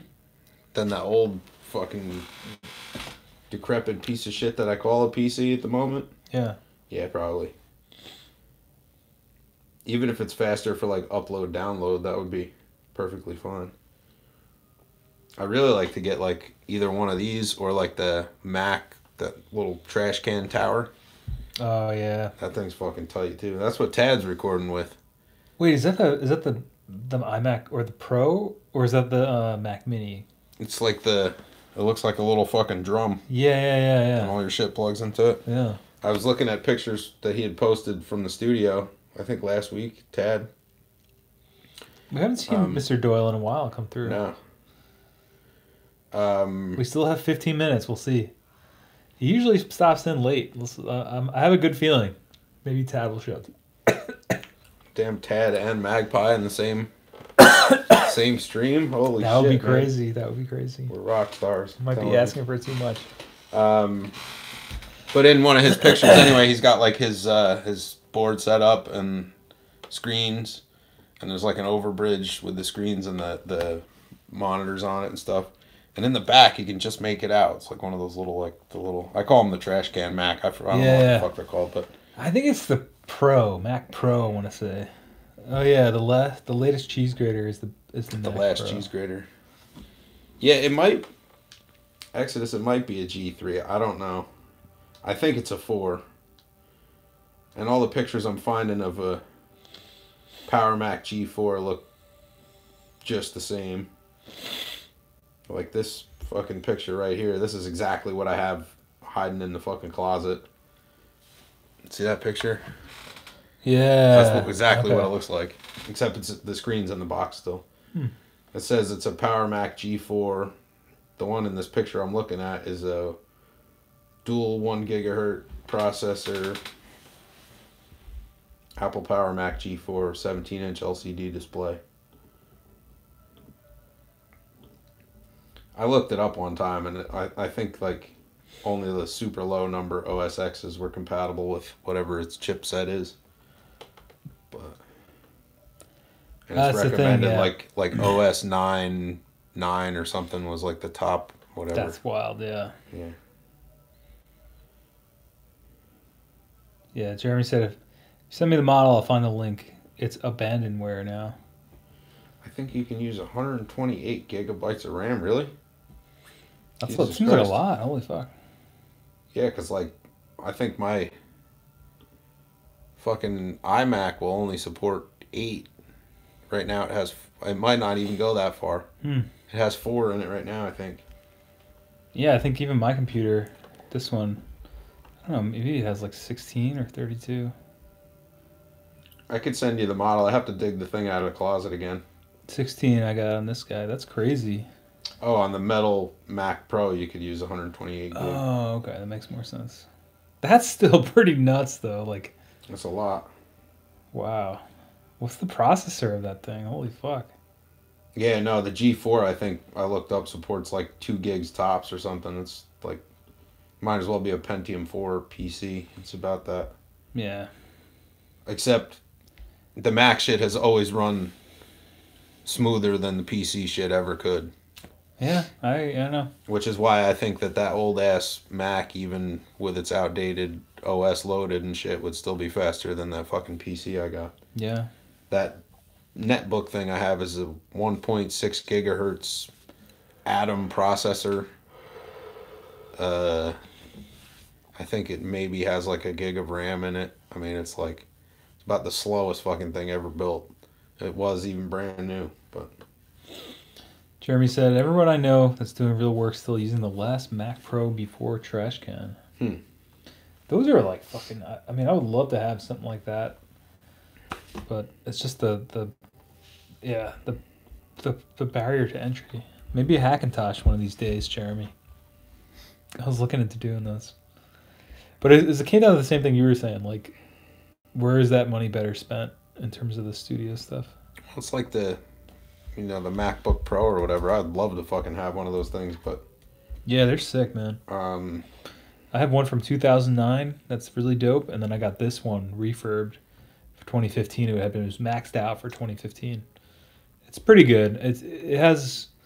I think sometimes when they do the maxed out ones ahead of their time, they're a little funky. I think that's why whoever had it returned it, but it works pretty good. the Zorin OS, is that? So I would have to like uninstall and totally flush my hard drive to do that though? Because there's like about 10 years worth of life packed inside of that little shit thing. But it runs Windows XP Home, I think. It might have Pro on it. Can't remember. Let's see I'm looking at the Mac Pro base model right now. Yeah, it's literally a cylinder. Yeah, I think having a laptop like that would suit my purposes very well, but I got into the laptops because I was doing a lot of mobile stuff at one point. well, I like the It just idea made of sense. I'm moving around a lot, like that's what I was going to say. I like the idea of having it portable so that it could be at the studio for all my tracking needs, but it could also be at my house for all my upload and transfer needs, and it's really a fucking pain in the ass to keep bumping system to system to get shit moved around. Mm-hmm. Yeah, a lot of friction in that kind of a setup for sure. I used to just I would save up projects and things to upload, and then I would bring the iMac home and just like set it up and do it one night. I was going to ask if you ever did that, yeah. I used to do that, but now the way the system is sort of integrated into everything, it's like it would take me an hour to disconnect that thing and unroute all its cabling and load it up. It's just, Well, that's like the thing we're talking about with Hapro, doing some stuff, some sessions over there. Another thing for 2019 to keep an eye out for, but my stuff now, even in here, is like so wrapped up. I'd have to bring like my gear, and it's like, I might have to leave stuff there essentially. Well, that's sort of what happens. It's sort of like if it winds up being something that if I can get a couple sessions there a month. But other than that, I don't know if it'd be worth it, Bobby, the iMac that I run came off of eBay as a full refurb. I think it's a 2012, I want to say. Or maybe it's an 09. Got it for, I want to say $450 or something we paid for that. My brother and I went halves on it because we were recording together at that point. And we took it to his friend who optimized it. He put the highest OS he could stuff in there in it. Is it the one that he got from like that deal or no? No, that's what he still records with that. Oh, that was a MacBook? That was a MacBook Pro fucking whatever the big display is. And it came loaded with every goddamn thing you could need. And what was the story there? The guy like was just liquidating all his shit. He decided he wasn't playing anymore, so he literally sold fucking everything. Like, they went up with a big like dry cleaning van. Took 2 trips in the dry cleaning van to get all his shit out of there. It was like bins of cables and racks full of fucking gear and a drum How did you kit. find And this guy? it was some guy he knew from School again? either from recording or from the music shop that he was working in at the time. What do you say he paid like, wound up paying like, I think the whole lot was about 10 grand. oh my God, that's a lot. And it was like, yeah, but it was like a UAD Apollo. It was that MacBook fucking fully loaded. But you said like It was, each piece was technically wound up being like, it was like $100 or something crazy, yeah, right? yeah. When he parted it all out, Yeah, for like each item would have been. he kept all the primo shit that he wanted, and he still made like fucking 20K off it. It was fucking. Oh my God. Yeah. Okay. The drum kit that came was a brand new fucking Yamaha like custom oak stage or some shit. It was like a hand rubbed lacquer finish. Oh my It's God. like a fucking $3,000 drum kit. He just sold it. And it had like a couple little scratches in it because the guy had stuffed it in the corner of his garage because he was done. Yeah. Yeah, so he shined it up and fucking sold it, and Holy shit. he sold it probably at a discount, I'm sure. Yeah. I think he maybe got like $1,000 or whatever. At that point, for if you just kit, kept but the stuff you wanted, I'd be that's happy what he to just did. recoup your costs. That's why he did it, because he took an inventory of all the shit the guy had, and it was like, you know, fuck. Wheeling and dealing, man. Hustle. We were originally going to go in halves on that because he couldn't find all the money. I was going to take a fucking cash advance on a credit card. So I would have had a fucking Apollo. That would have been sweet. I remember there was that Apollo chilling there that's at that point. Yeah. He sold that, though? Or took it with him? He had, at one point, he had 2, and then he had the mastering interface also. Mm. So he sold one of the Apollos, kept one of the Apollos, and kept the mastering interface. Mm. Yo, Steven, what's up, buddy? Happy New Year to you. Year. Thanks for But coming. Bobby, search through the refurbs on eBay if you're looking for Mac anyway. You can get something that's fucking. Even Mac has a reverb area too. Do they? Reverb area. Yeah, refurb area. But you can get something that's set up real tight and will work for what you want to do for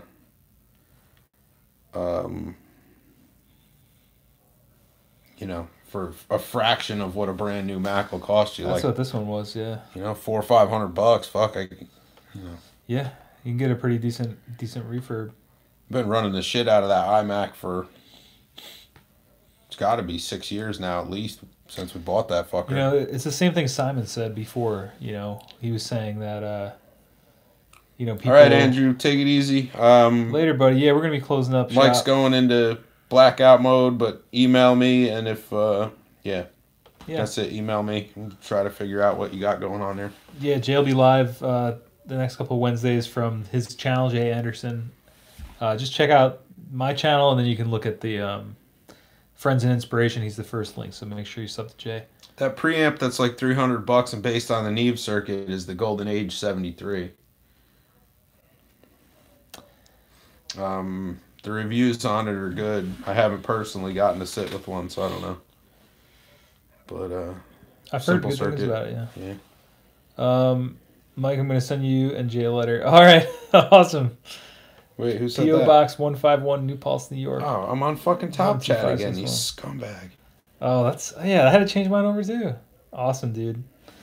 Yeah, if you guys want to send anything during the blackout, you can hit me and Jay up at P.O. Box 151. You can just email me. Oh yeah. I mean, I'm not gonna do emails either. So Really? I think not. Holy shit! I hope you're gonna be filtering because I might have things to email you. I don't know. What are you turning off Gmail notifications too? Holy shit! How the fuck am I gonna get a hold of you? I'm gonna call you. I'm going. You got a landline here? I'm going 0 dark 30. You got a fucking landline here or what? Call me. Text me or whatever. I just want to really unplug and do some hard thinking. So, but yeah, hit me up. You can hit me up. I'll definitely be checking that. The only thing I was going to mention was it's like people. That's what happened with this computer. I'm sure somebody got the new one and then said, I don't want it anymore, and traded it in. That's what happens all the time. People do that shit with phones. Like, That refurb we got it was actually a refurbished, but it was marked like scratch and dent. Dude, it's got like, if you turn it over to where like the RAM slot is underneath where the foot is, one corner has a little tiny, like, you got to hold it in the light just right to see the nick. There's a little scratch. and the back side of the foot has like 3 little scratches where it obviously had like bumped against, it was sitting against the wall or a desk or something. Why do I give a fuck? Yeah, who cares, man? You know, it's like... Some people care about that shit. But, I mean, if that takes $300 off the cost, like, please put more marks in it. Yeah. Please, I don't care. Like, does the screen work? Yeah. It's fucking the electronics inside of that thing work. I don't give a fuck if you spray painted canary yellow. I'll still use it. How much does it cost? Yeah. Actually, I might use it more if it was canary yellow. That might help my ambition. The new iPhone XRs, man, they have Is one it? that's like canary yellow. Yeah. It's relic. Nice. Yeah. But, you know, definitely check that refurb shit, though. Anybody who's looking, because there's no reason to pay brand new prices for half the shit that's out there. No, man. Same with cars. That's the whole thing with cars, too, man. Like, so many people willing to buy a new car, take that hit, and then trade it back in a year later and get the newest model. Yep. You know? Yep. Or worse, let them like take fucking the hit. leases and shit. Yeah, that's you, man. Oof.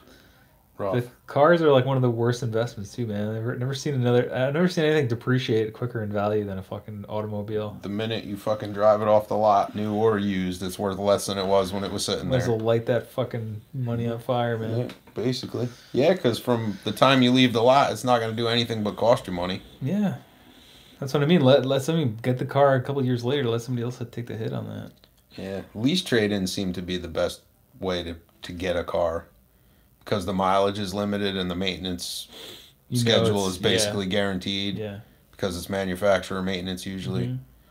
So, I mean, you'll get it. It'll have, you know, like 50-ish thousand on it, but it's, you know. So at least it's maintained, you know, that the, Yep. Yeah. We took a dive into the used cars. Well, I don't know, Jay. I guess that's going to be it we'll be back January 23rd, 2019. You heard it here first. Social media blackout in 424. I'm going to be going underground for a little bit. You can catch me on my channel, though, if you don't know where to find me already. I'm going to just put a little asterisk or whatever the fuck it is in this chat, and you can click on my name and find me and put notifications on. I won't send you anything weird. So probably the same time, just on that channel. Yeah, I think so. Yeah.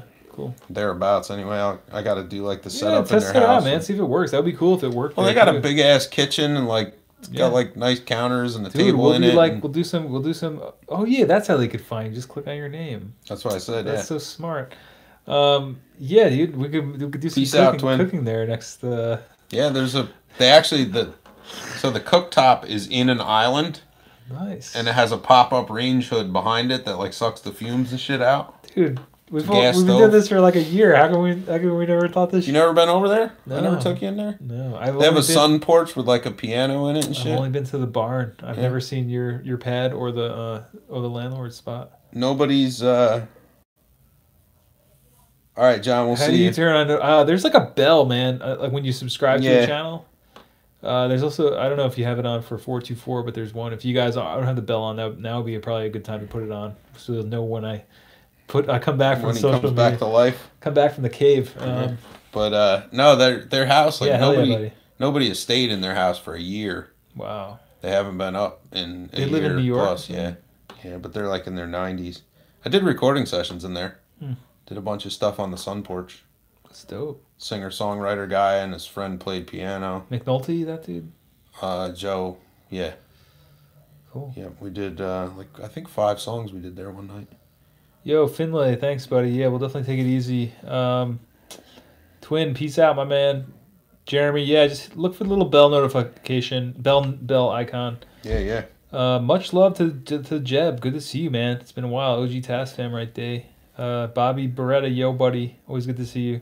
I'll definitely take care. And yeah, Jay, that's gonna be sick, man. I'm glad the torch will still be lit over there. I'll do like a fucking landline to Mike's cell, and we'll fucking because they got a landline in their house still. That would be hilarious. Check in and see how the blackout's going.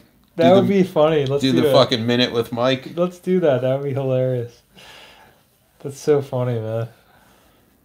Yeah, we'll see you guys, man. We'll see you guys. It's gonna be good. I just it's crazy, man. Already just saying I'm gonna do it, I'm getting like new ideas and inspiration. It's weird. It's like. Do you also feel like you're second guessing the decision to media blackout? I told you that, yeah. Yeah, because that's like, couple times I've thought about like not doing this anymore, and it's always like, but I gotta want to. Here's the thing, right? It's usually like needs me. Yeah, for real. Yeah, well, can't quit. I always go down with the ship. The thing is, like, I was one of my favorite restaurants. I was telling Jay this. I don't know, maybe I said it in the beginning, but they closed down for this time of year because of the holidays, because it's a college town and the kids go away, and they just need a break.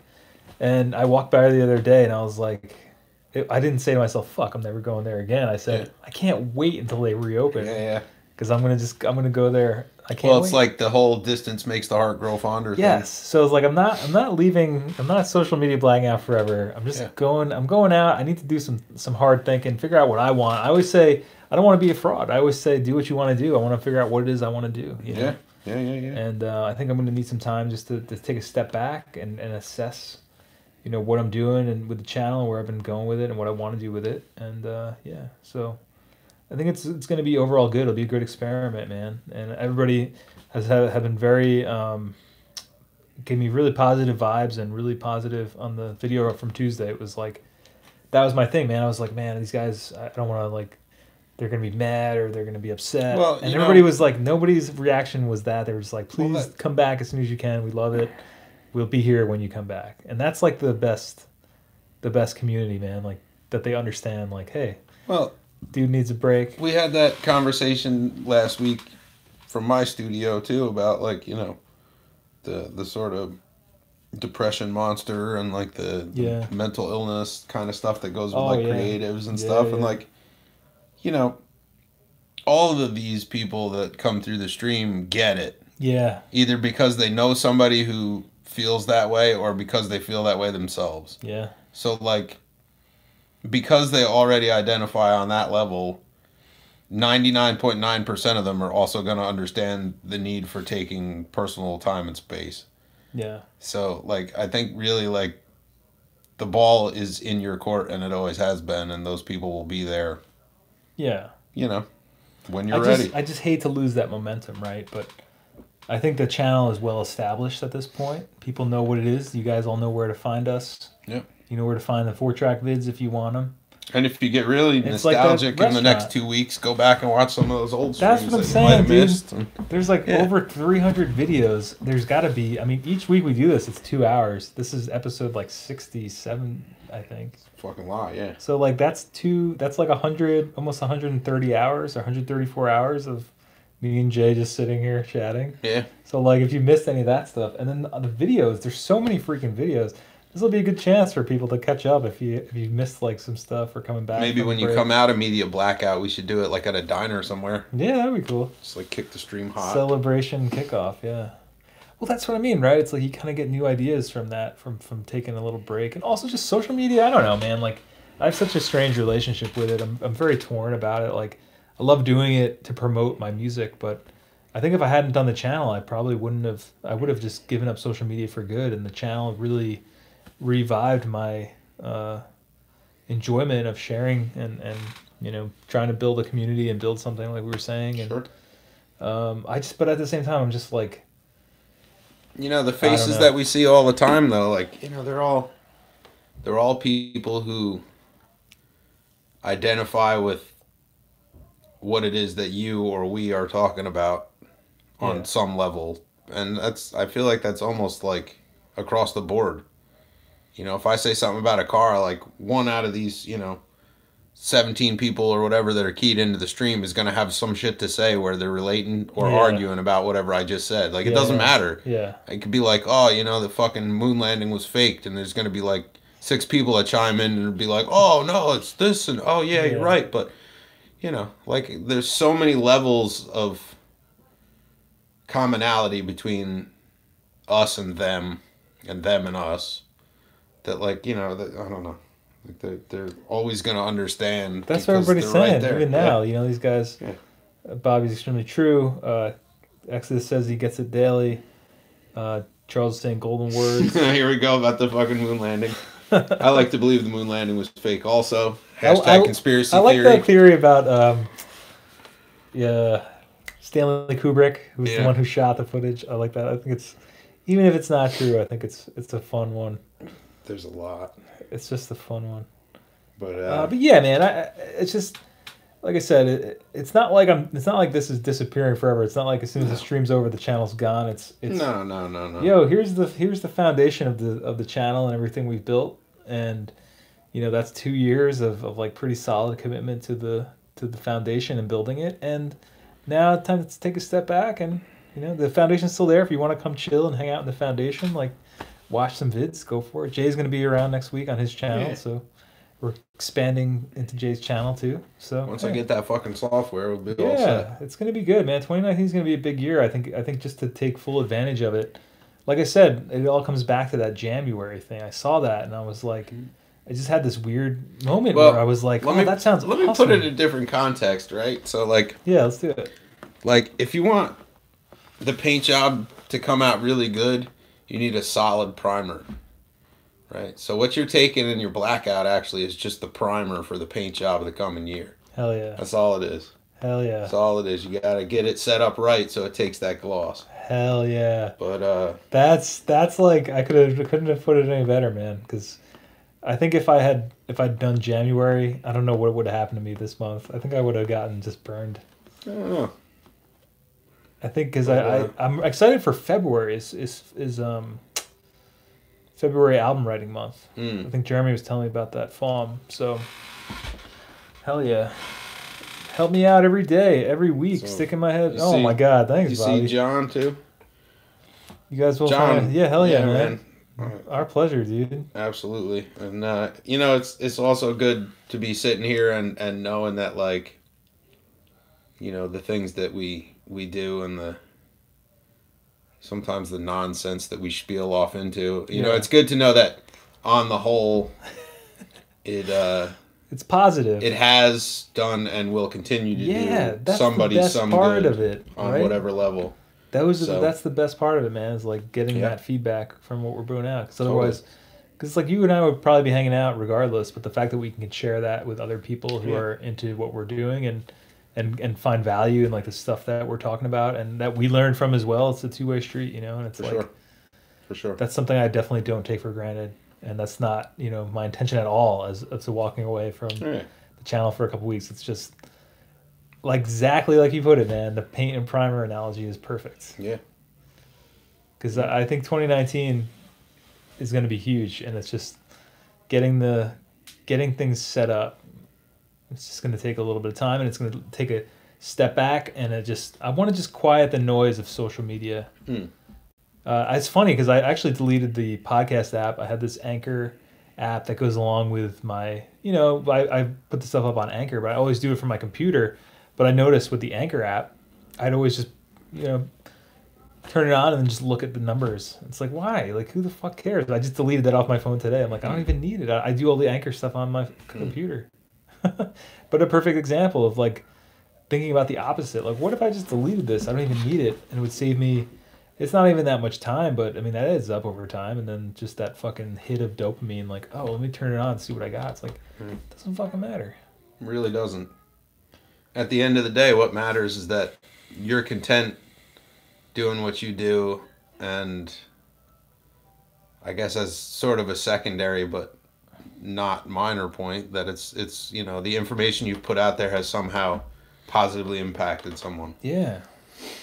So yeah. That's honestly the best part about having started the channel, is just getting emails, to seeing what people are saying in the chat right now. It's like absolute, like 100% most fulfilling thing I've ever done in terms of creativity and art, and that's what I wanted to do, man. That's why I started out with the channel. It was just like I had all this knowledge. I didn't want that knowledge to die with me, and I said, let me at least put this shit out.